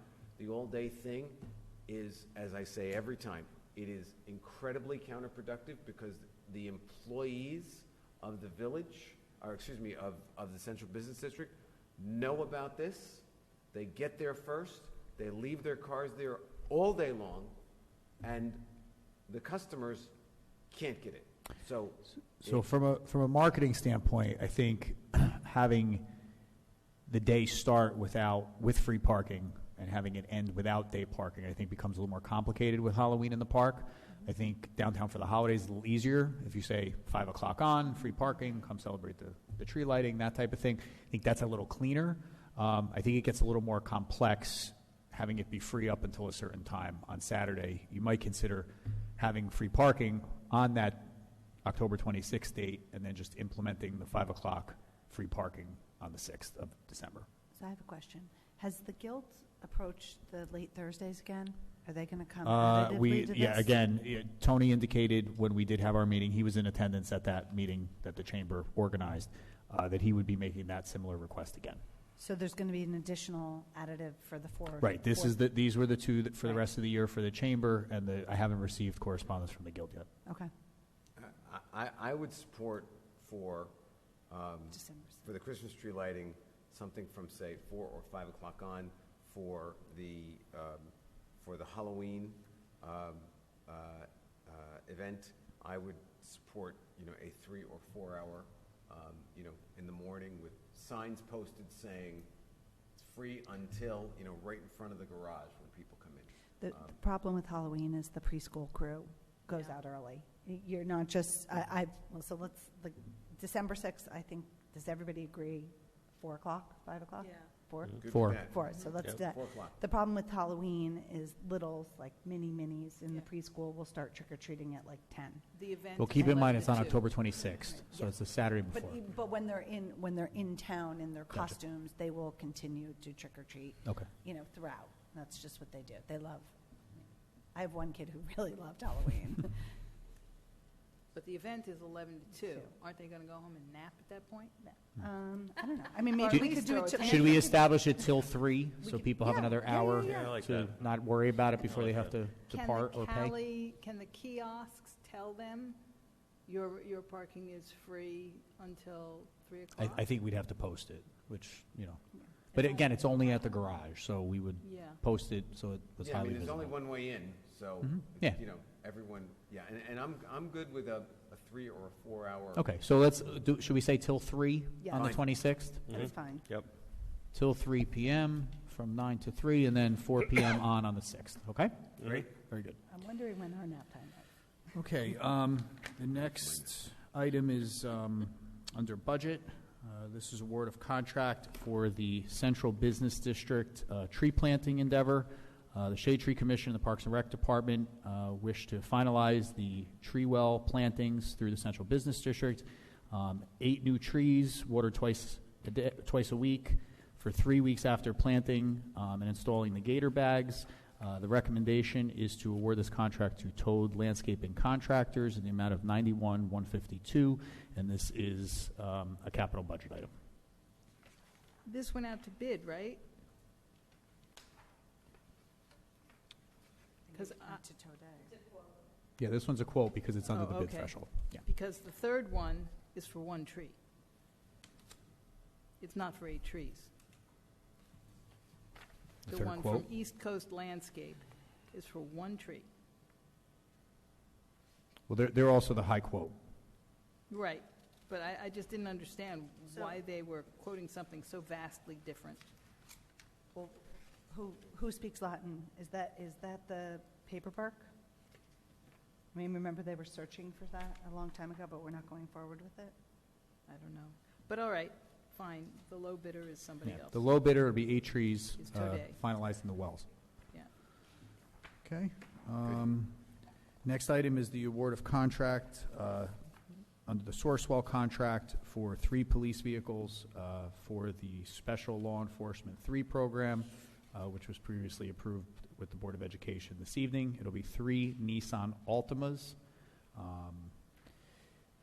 The way this works with Enterprise is we pay out over the course of the lease, but then we receive funding back, as is explained in the memo, when we turn the vehicle back in. So the net total cost over 3 years is approximately $3,500 for the vehicle. Which is insanely reasonable. That's why Lieutenant Juck values the program that he discovered. He did a good job. Okay. And I asked him about it, does it come in, no, not electric. I asked him about, because we Hybrid. don't have charging stations.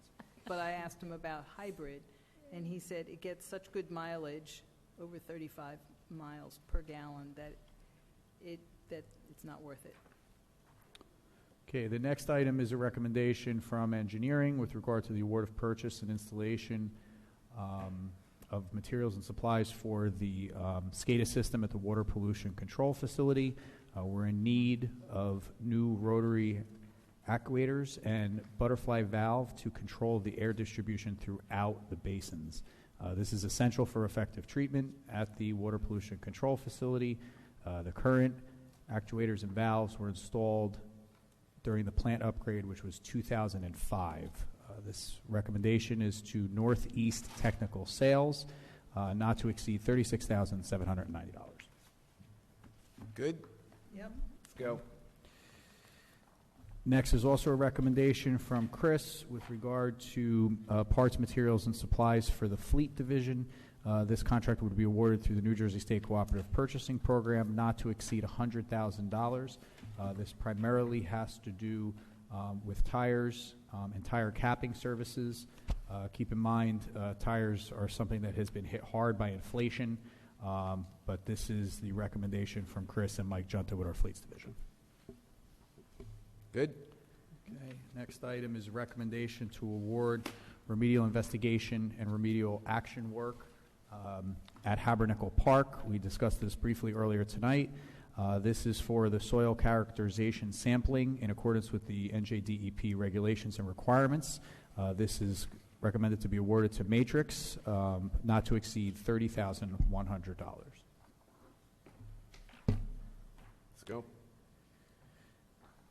Next item is memorandum from Sean Hamlin for a new recycling truck. This is a request for a change in vendor for the purchase of one Kenilworth dual steer cab, over-designed two-man cab for the Division of Recycling to be mounted on a new Leach Model 2R3 25 cubic yard rear loader. This is available under the Sourcewell contract, not to exceed $349,962.36.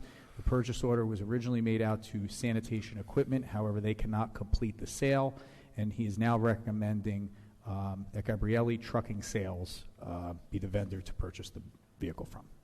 Is the price the same? Yes. Same, not to exceed. Good. Next is the recommendation to reject all bids for the annual residential tree planting and tree irrigation program. Bids were received on Wednesday, August 14th, 2024. There were 9 registered plan holders. We received 5 bids. The bids ranged from a low of $134,830 to a high of $664,980. Chris and his team reviewed the bids and noted significant flaws from the 4 lowest bids. The bidders miscalculated the cost of the tree irrigation. The only bid that correctly bid was the highest bidder, and we do not have the available funding to make that award. So he is recommending that we go out and we rebid this project. Good. Okay, next item is 14C8, which is to increase the fines for overgrown Central Business District tree wells. This is a recommendation coming from the Shade Tree Commission, so I'm going to turn it over to Councilmember Winograd. Sure. So Lorraine and I have worked on this.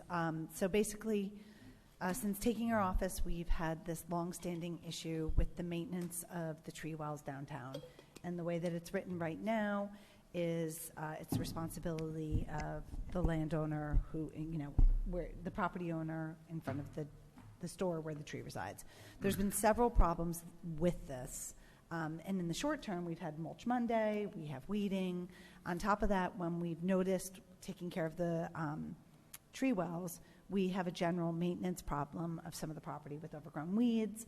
I want to thank Code. They've been, and Keith and Heather, even before Keith, we've been sending people out to remind them of their responsibility. A lot of discussion has ensued, and we're still having this discussion of where does the ownership, how should we deal with this? But one thing that, and Lorraine, you're going to chime in and hopefully say, I think I got it right.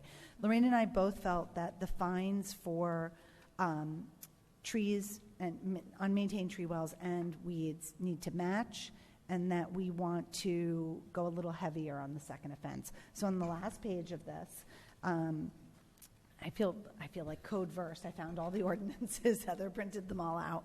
You'll see the tree well, the first fine is 50 with a no secondary burden, and the weed, the first offense is 125, and the second offense is 100. So, Which is crazy. Yeah, Looks why would it be What- less? I don't know. Well, I'm no, new here. Because of a second offense, I know. generally speaking, is supposed to be. So that's what I want to discuss. So this isn't a recommendation. This is what's on the books now. Oh, this is what's on the books now. This is Right. this is Also- where I say, duh, you guys did this Also before. with the I got Old here. English offense. Yeah, with a so C. this is the ordinance. So what I want to discuss and gain consensus on, this is just facts and information for you guys to, so one, we feel that the fines should match because, to be honest, tree wells are in some senses more important because we have an asset sitting in them. And then two, we feel, and then I'm going to stop speaking collectively for Lorraine and I, that the second offense should be heavier handed. So Lorraine had, when we were talking at one point when we were weeding, we said, oh, $1,000. We're just joking. But the weeds are out of control sometimes. So because we put it on there, I feel like the first offense at 125 is reasonable, and I'd love to do tree wells matching that. And the second offense, I'm going to let Lorraine take the lead. I think it needs to your point, Paul, it needs to be higher. It needs to be more heavy-handed. So that's the discussion. Should they match? I think we all agree they should match. And two, what should they be? And before we just get to that part of it, what's the difference between the tree wells ordinance and the weeds ordinance? Because aren't we talking about weeds in the tree wells? We're talking about two separate things. So the tree wells, which are like micro parks, that's what we call them. They can be, you can put rocks in them, you could not maintain them, and that's one issue. The weeds, sometimes like on let's take a building that's vacant. You'll often see weeds growing up by the door, in the seams of the sidewalk. Those are outside So the the tree weeds wells. ordinance does not apply to weeds in the tree wells? Right. Tree wells are separate, and the Got it. weeds in the tree wells are part of tree well maintenance. Got it. Okay. So, okay, Lorraine, go heavy on what you think. So, I mean, I say first offense equal 125, and second offense, I say a minimum of 250. I'm willing to go way higher. One- And I'll give them the ticket myself. I'm fine with that. And I think the weeds or plant growth in excess of 10 inches is too lenient. 10 inches? That's a big weed. Yeah, That's a big I'm weed. sorry. 5 inches, 6 inches at the most. That's a big. Weeds do grow fast. But It- 10 it- 10 inches is really. It's a big weed, a lot. but they here not in your garden, but in I won't even call it my garden. At my house, they grow fast. Yes, So- but so this is because it's late, something so- that okay, so the problem, I think, is that we're putting this on the owners. A lot of the owners are absentee, they never see it, they're not They're there. in Florida. They have to have it in their leases with the shop owner, something. Because the person that's there every day, the shop owner, the manager, is walking past that tree well to get in their front door, every single day. Yeah, If but they come in the back door. Well, we need to tell them to come in the front door. Or they should come out the front door Wait, and take a look. sweep. Don't they sweep in front of their shop? I They think should. Sometimes not. Well, sometimes some of the owners, being benevolent to them, and I want to stay focused because it's so late. I want to go with the match. But some owners have a sole worker who really just doesn't have the luxury of going outside. It's not a question. It's not a question of having the luxury of going outside. It's that they don't care what goes on outside. Right. And I've been dealing with this for 30 years in the Central Business District, and unless there is, it's a two-part problem. You need to make it hurt, and you need to enforce it. Yes. Because what happens is, I mean, if you go down Ridgewood Avenue and the side streets, you're going to see a bunch of tree wells that are in violation of this ordinance. Not now, because nobody gets a ticket. I mean, nobody gets a ticket. This year they did. They did. We did. Code did go out. So let's focus. So is everybody okay with 125 for the first? Yes. Yes. Yep. Okay. And is everybody okay with 250 for the second? Yes. Is that going to hurt? 250? Here, it's only going to get fixed if it hurts. Right. It's 250. It's because otherwise nobody's going to do it, and that's going to be because if landlords put it in their leases that the tenant is responsible for this, for reimbursement, right, then that tenant after the first offense is going to start to pay attention to it, and it's got to be more than $50, and the tree wells look like stink. And I really think the 10 inches has got to change. I mean, if 1 weed is higher than 10 inches, whatever, one grows. So what do you really want to fast. change it to? But Lorraine? some people have 6? like a carpet of weeds this big. I'm sorry. Well, I like the parallel 10 inches because in the weed ordinance that homeowners are held to, it's 10 inches. I'm good with 10 inches because at that point now I don't mind somebody getting fined $125 or $250, and I have many friends who I say to them, do something. Come on, it looks terrible, and they don't pay attention to it. It's just it's unimportant. I'm fine with it. I'm fine. I think 250 is. I think 125 and 250 are both good. What about a third offense at 350? Ooh. Rather than make the 250 higher, why don't you do a third offense? Yes. Why don't we I go- like that. Good I'm idea. fine with that. Good idea. Yeah. 500? Third and subsequent. 500? That's a lot. That's If good. you did it, That's if you, gonna if, hurt. It's here. So- I don't mind hammering everybody. You know, why don't we make it 5,000? No, but again, if you it's- get to the third offense, you deserve it. Listen, I'm after being a sorry. tree Again, captain, you may go with that number. I think that here 250 is a big number for a small store owner, and I think that my own opinion is second and subsequent offenses are 250.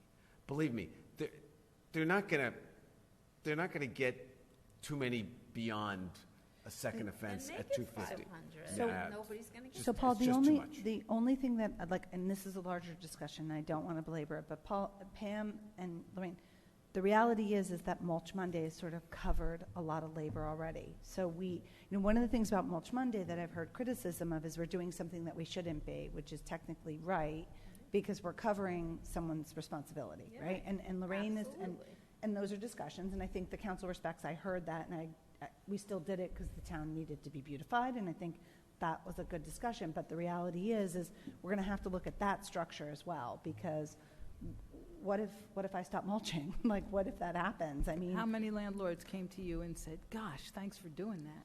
several. Really? Yeah, several did. I mean, I will say that this year we had a lot more positive experience and feedback on the trees, and I will say, because I love those volunteers that did it, it was the right thing to do. It does look better. It looked great for the 4th of July, but we had several people who were very appreciative, and we even had actually Saul from Jekyll and Hyde. He mulched. He not only took care of it, he came and was one of the mulchers, which is very nice. So I'm going to go with a couple, not all of them, and some of them do still need to say it. But anyway, so are we going 250 second and subsequent, or are we going heavier? I think you need to go heavier on the third. I think so, too. And just so you know, again, in whatever my opinion is worth in terms of being downtown, 250 is a big fine for a small shop owner. When you get to 500, it's like saying, 3 years in prison for shoplifting. Okay, so let's go to 350 on the 3rd. Again, I'm good. 250 is a big number. Here, whatever the council wants to do, that's fine. That's as far as I'll go. I'm fine with 350. Okay. Okay. So that's going to go on for a vote next week. 125, 250, 350, third and subsequent. And and we're keeping 10 inches. So thank you. I do want to just say, that's great. This is excellent. Shade Tree will be very excited, but we still have to have the broader discussion. Let me ask a question. We've always in the past given a warning first before and then a fine. But like, how many warning, to me, I'm like, start off with, we always send a letter explaining and telling the owners that this is their responsibility. You have a copy of the letter in the packet. Then if they don't do it, then they get a warning, and then if they don't do it, then they get a fine. I've always believed in one warning. Everybody should get one warning, and that's it.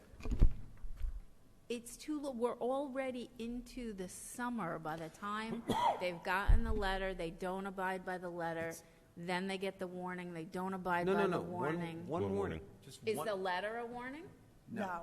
That's what I'm saying. We're No, already the letter, into July by no, the so- time the letter and then So the the warning. letter, there's several letters that go out. There's a letter from the village, and then there's the letter from Shade Tree we have on calendar to go out in March, because we want people to know. And then the weeds don't really get kicking in until like June. Right, and the only reason we're doing. And then you give the warning, and then we're into So July. what I would recommend here is administratively, I'll talk to code enforcement. I mean, we're talking about picking weeds here. We're not talking about a major investment, right, in time and money and resources. I think what we do is we ask John to give a warning with 5 days compliance, 4 or 5 days compliance. So we'll shorten that window so we can get it done. And then on the 5th day or the 6th day, depending on how he does the calculations, then they get hit with the first fine. Good. Is that a good compromise to That's good, but they have to expedite go out earlier looking for Understood. the warning. And I think when you introduce and pass this ordinance, it'll certainly send a message to our compliance folks that this is an important. Well, I think we should send the business owners a note when we pass it. Okay, That's I a mean we good could do idea. that through the chamber and the Yeah, guild. and Shade Tree too. I mean, I think that would be, hey, heads up, things have changed. Because this is going to be enforced by insurance, someone's going to Right. And I'm not going to put in the notice issue or the warning issue into the ordinance, because you don't have to worry about having proof that somebody actually can see. Yeah, right. No, but this is just not in the ordinance, but as a practice. Right. Okay. Good there? Good. Okay, number 9 is the insertion of revenue into the 2024 municipal budget. This has to do with the $100,000 in opioid grant monies that we received from the New Jersey Department of Human Services, Division of Mental Health and Addiction Services. This is a housekeeping item for Bob to insert this into the budget. Who found this grant? So this is actually the result of a settlement of a lawsuit, and it is apportioned throughout municipalities in the state of New Jersey based on the settlement, but the money has to be earmarked for opioid abatement, education, purchase of Narcan, things of that nature. And how will we be using it? Through which departments? Is that So, through the so, health so Dawn department? is spearheading this in our health department. She's meeting with the police department and also with her outreach people to apportion the money so that we're hitting both the education goal and purchasing supplies for the police department that they need in the case of an overdose situation. Okay. Good. Okay. Number 10 is a refund of overpayment of taxes on Heights Road in the amount of $2,597. It's going to be refunded to an attorney account, as mentioned in the memo. Number 11 is the award of the lease for wireless telecommunications on the roof of this building. You have an extensive memorandum here from our village engineer, Chris Rudishauser. Bids were accepted on August 21st. We had 4 registered plan holders. Only 1 returned the bid. He is recommending the award of this bid to New York SMSA Limited Partnership Verizon Wireless, in partnership with Cellco, its general partner. They're out of Monroe Township, New Jersey. The quote is $6,000 per year for 5 years. The intent of this proposed lease, as we've talked about at prior council meetings, is to assist in providing significantly improved cellular telephone communication in and around Village Hall, on Veterans Field, especially during large events like the 4th of July, but this will also extend coverage from the Central Business District all the way over to the Valley campus. The improved cell phone communication upgrade will require a durable and reliable source of emergency power, i.e. an emergency generator. This bid incorporates an emergency generator to be built out at Village Hall. Our current generator is undersized and approximately 20 years old. So we will receive an infrastructure upgrade as part of this lease agreement, which is why the per year cost is built around the inclusion of the generator of the bid award. Is the generator up on the roof? No, right, Chris? What's the location? Here he comes. That's why he stayed.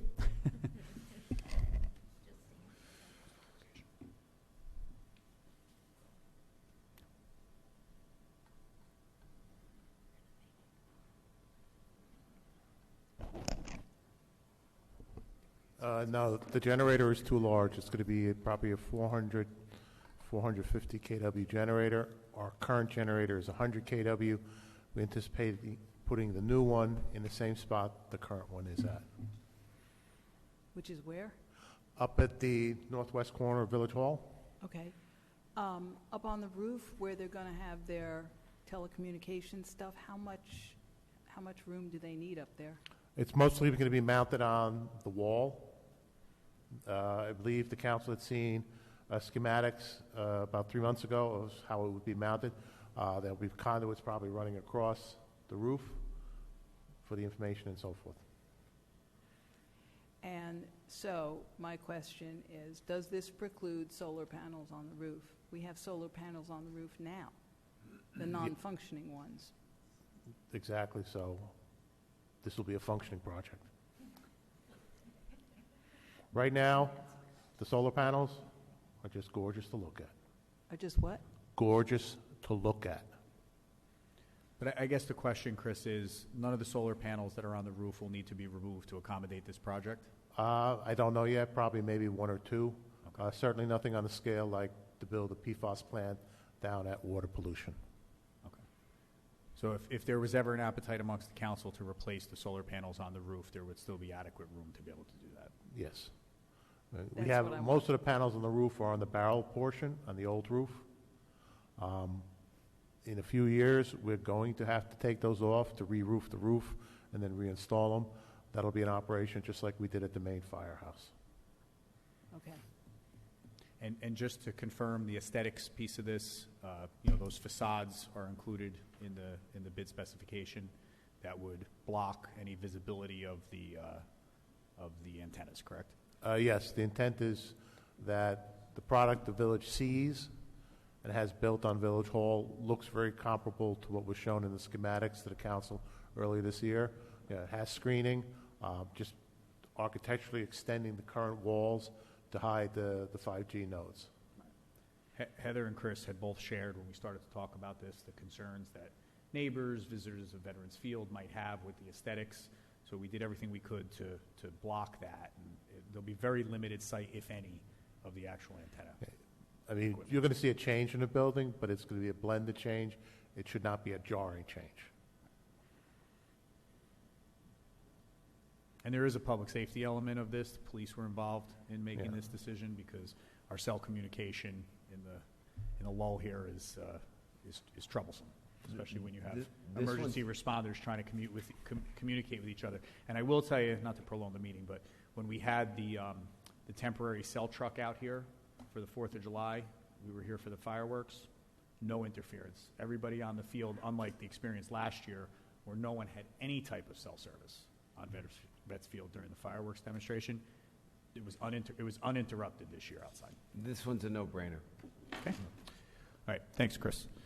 Item D under policy was removed. That's going to be carried to the 25th work session. Under operations, we have declaration of surplus property from the Parks Department in Old Chipper, and declaration of surplus property, the Police Department patrol vehicles as listed in the memorandum.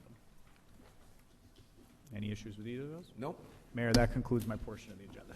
Thank you very much. We will return to public comment.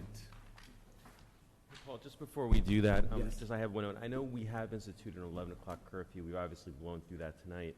I just asked in the future, as we've done in the past, if we are going to exceed 11, we take a vote on it and discuss it. You are absolutely I don't right, want to Evan. interrupt because there's work to get done, but I think if we're going to have a rule on the books, we need to follow it. You're absolutely right, Evan, and forgive me for not putting it to a vote. I apologize. Sorry, bud.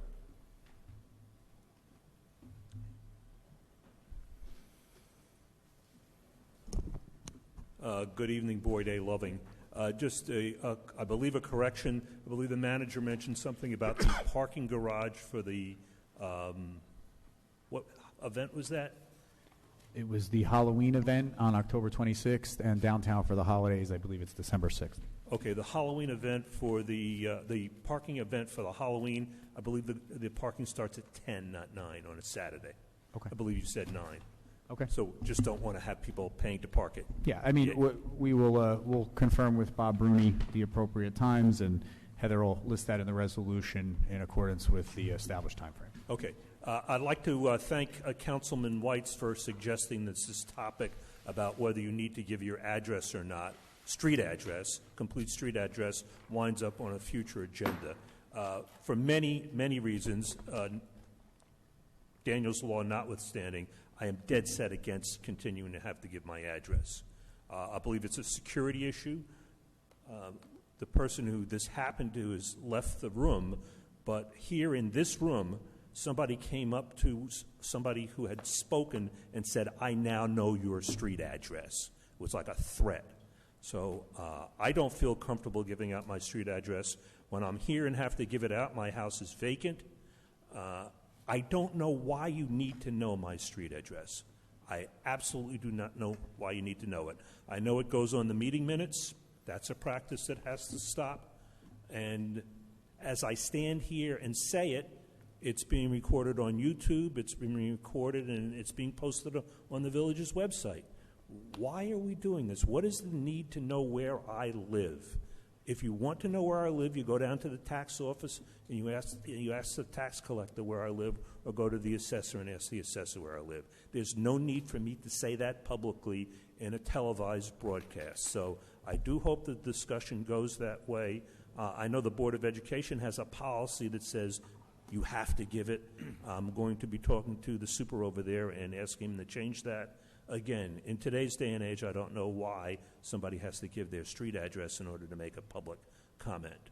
I also like to mention it in Teaneck several years ago, there was an unsolved murder.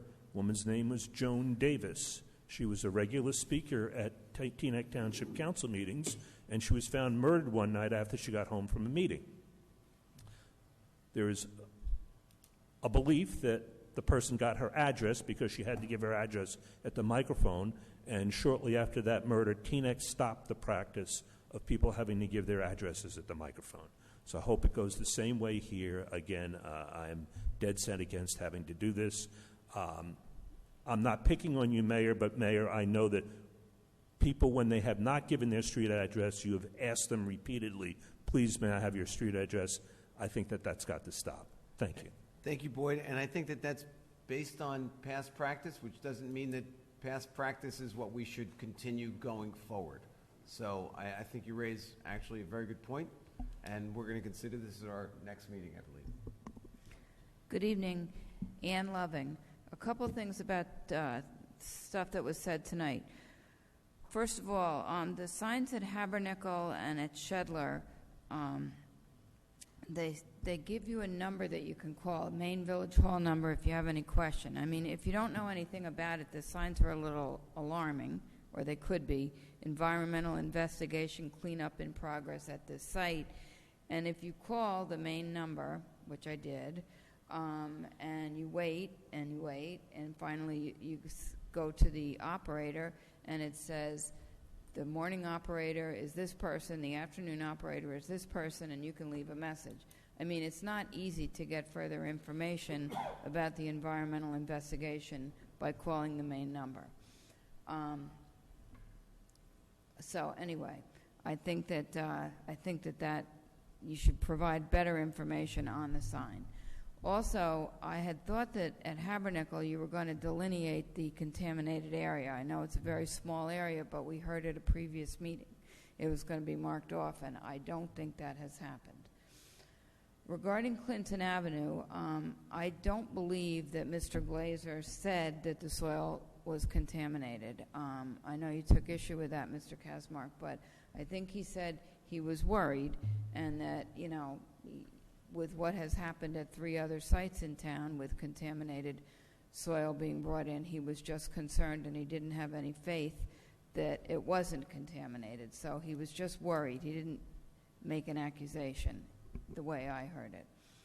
Regarding the pedestrian tunnel project, the 3 additional mirrors that I think need to go up haven't gone up yet, and I don't think that's part of the historic project. I think that could happen. Regarding the new Oprah forms that are going to go on the website, I'd like to thank Ms. Maylander for doing that, but I hope they'll be front and center on the website, because I personally don't find the website that easy to navigate. There's not banners that say Oprah this and that, you know, so I hope that'll be front and center for people who wish to find the new form. Finally, regarding the tree well and weeds fines, first of all, I hope those fines can go into the tree budget. That would be a logical place if the fines can go directly there. Secondly, in Hoboken, they have signs on the sidewalk, and I can photograph one. The wording is something like this: "This is our town. If you see a weed, why not pull it up? If you see a piece of trash, why not pick it up?" Or it's something like that. And it makes you think, yeah, I see a weed, I'll pick it up. I mean, maybe we could come up with something like that here as well. That's it. Thank you very much. Thank you, Ann. And we have one caller on hybrid access. Mr. Hallaby, you are the last one of the night. Yeah, Rorik Hallaby, 1 Franklin Avenue. I should say I did not emigrate to this country to stand in fear of people finding out where I live. This is terrible. This is paranoia of the worst kind. And if you don't disclose your name, you can easily find it on the internet. So yes, Rorik Hallaby, 1 Franklin Avenue. Secondly, listening to the police, the 5 policemen talking, made me think how lucky we are in Ridgewood to have such a fine police force. And every time I walk past a police officer, I thank him or her for keeping us safe. I was very, very impressed by the presentation by these 5 officers. Lorraine said something which surprised me about people having a second bite at the apple. I've been attending meetings for about 10 years, and as far as I'm concerned, you only had 1 bite at the apple. Whether it's under 40 minutes or not, really had nothing to do with it. The other thing is, I do apologize for using the word stupid or what have you, when I really should have used a more sophisticated term like benighted. But I am a big student of Churchill, who basically said that the Anglo-Saxon word is much more powerful than any kind of a word that's derived from the Latin. And and frankly, Paul, you and Pam got on your high horses when I used that word, when you should have been upset when the comment was made about the village spreading poison dirt, poison on their lawn. This is how rumors start. You should have been defending the employees of the village. You should have been defending the engineering department. Now, very few people have locked horns with the engineering department as I have, but not in a million years would I say or think that they're spreading poison soil on anyone's lawn. So really, Paul, you should apologize, frankly, to the village employees for someone stating that. And First Amendment or no First Amendment, the First Amendment doesn't protect you from shouting fire in a crowded theater. And when people are spreading misinformation, if not disinformation, then it's your job to protect your employees of the village by stopping them in their tracks and saying the village does not do that. Thank you very much. Thank you, Rurik. Motion to adjourn. Mayor, I just want to state I need 30 seconds. I just want to say publicly that with regard to cordoning off the area at Habernickel, Matrix told us that that was not necessary, that the compound that was located there is well below surface grade. It is not in the grass area. It is essentially capped. They didn't use that term. I'm using that to best describe how I was explaining the situation. But it's all below grade, and there is no need to cordon off that area. And I'll just say, I definitely have spoken more than once at council meetings during the same public comment. I've seen it happen. It's, it's not an every meeting occurrence, but yes, that is the way it has been for as long as I've been going to meetings. Anybody else? No? Motion to adjourn? So moved. Second. All in favor? Aye. Aye.